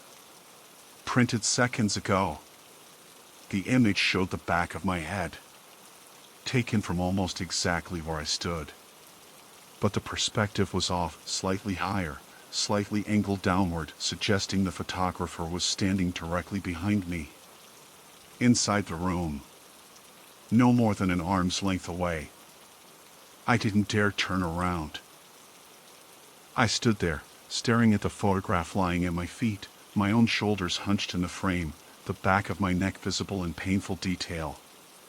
The angle suggested the photographer had been right behind me, close enough that if I'd leaned back even slightly, I would have touched them. I could almost feel heat lingering in my spine, though the room was cold. The doorway was only 3 steps behind me, a straight shot out into the clearing in sunlight. If I lunged for it, I could be outside before anything inside those walls reacted. That's what I told myself, anyway. But my legs didn't cooperate. Every muscle had locked up in a way I'd never experienced before, like any sudden movement might trigger the thing behind me, the one whose presence I could now feel more than hear. The silence inside the cabin deepened, becoming something thicker, denser, as though the building itself was holding its breath. My own breathing was too loud. Too fast. I tried to steady it, if only to hear better, but even my smallest inhale sounded like I was dragging air through fabric. Something inside the wall shifted again. A faint scrape. The whisper of skin brushing old wood. Then nothing. I moved. Not a sprint. Not a panicked flail. Just a rigid, mechanical step backward, my foot sliding across the floor rather than lifting. I kept every part of my body facing forward, toward the center of the room, refusing to turn around even an inch. My heart hammered so hard I kept expecting it to echo. Another scrape came from behind the panel near the corner. This one sharper. Higher. Like fingers sliding along the board. My heel reached the threshold of the door frame. A breeze from outside brushed my calves. And then, behind me, soft, almost imperceptible, someone exhaled. That was it. My body snapped into motion, terror overriding every other instinct. I pivoted toward the light and bolted through the doorway, nearly losing my balance as my boots sank into the soft earth outside. I didn't look back. Not even a glance. My hands fumbled against the side of the cabin as I steadied myself, then I sprinted several yards into the clearing, lungs burning, legs shaking. When I finally stopped, I turned toward the cabin. The doorway was empty. Nothing moved inside the shadowed interior. The paneling looked undisturbed from the outside, as though the walls had never shifted, as though no one had been inside them. The silence outside felt normal, wind through branches, the soft rattling of leaves, distant bird calls. But the cabin itself sat like a held breath, entirely still, almost waiting. I stayed where I was for a long moment, trying to process enough logic to make sense of the fear pounding through my chest. Someone had been inside those walls. Someone had taken photographs. Someone had been close enough to touch me. There was no supernatural explanation to default to, just a very real person who had used the cabin's hidden structure like a nest, a hideout, a vantage. But where were they now? Had they slipped deeper inside the walls, crouching in some narrow gap while I ran? Were they waiting for me to step back inside? Or had they exited the cabin through some hidden opening I hadn't found yet? I needed to leave. I turned toward the trail, just 5 steps away, and then froze again. The ground near the edge of the clearing had been disturbed. Fresh impressions pressed into the soft earth, footprints leading directly from the cabin wall to the tree line. At first I thought they were my own, but these steps were narrower, shorter, spaced oddly, as if someone had been walking at a crouch or moving sideways. The tracks wove irregularly, looping once, doubling back, then disappearing into undergrowth. I backed away instinctively. But as I did, something caught the sunlight near the foundation of the cabin, a small glint, metal or plastic. I hesitated, battling instinct and reasoning, then forced myself to approach it carefully. It was a camera. A small, Cheap point-and-shoot model, the type you find in drugstores years ago. The battery compartment was missing its cover, held together by tape. A thin layer of dust coated the lens cap. But the camera was still warm in my hand, just slightly like it had been used minutes earlier. I checked the back. The memory card was gone. My stomach twisted. Whoever had taken my photograph had taken their equipment with them except this one. A spare? A decoy? Or had they dropped it while squeezing through the narrow wall gap? I didn't want to know. I stepped away from the cabin, keeping my eyes on the doorway, watching for even the slightest sign of movement. The sunlight felt too bright after the dim interior, but it didn't slow my pace. I reached the beginning of the trail and kept going, fast, my boots hammering the packed earth. Every 50 feet I looked back. The cabin grew smaller behind me, the crooked roof visible between the trees. I kept expecting to see a figure step out onto the threshold, or a shadow move against the inside wall, or the doorway darken with the shape of someone watching. But nothing happened. By the time I reached my vehicle at the trailhead, my breathing had steadied only slightly, but my hands were still trembling when I grabbed the door handle. I slid inside, locked the doors, and sat there for several minutes, leaning back, forcing myself to breathe normally. I checked my camera next. The last photo I'd taken inside the cabin before I'd found the new ones was still there. Everything after that moment, nothing. My camera hadn't malfunctioned, it had simply never captured anything afterward. I had been too distracted, too startled. The only photographs documenting the final moments in the cabin were the ones someone else had taken. The ones I wasn't supposed to find. I started the engine, gravel crunching as my tires rolled across the trailhead.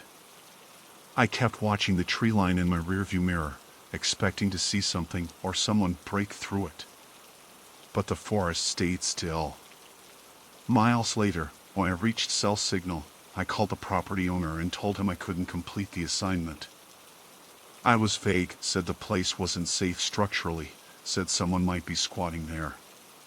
He sighed, irritated but unsurprised, and told me he'd look into sending someone else. I told him he shouldn't. The next day, he left a short voicemail on my phone. There's no squatters. I checked the cabin myself. And the walls are sealed. No gaps anywhere. He didn't return my follow-up calls. I never went back. But sometimes, when I'm alone and walking past reflective surfaces, windows, parked cars, even the glass of photo frames, I get the same sensation I had in that cabin. A shift behind me. A presence just out of view. Like someone framing the shot. And waiting for me to turn.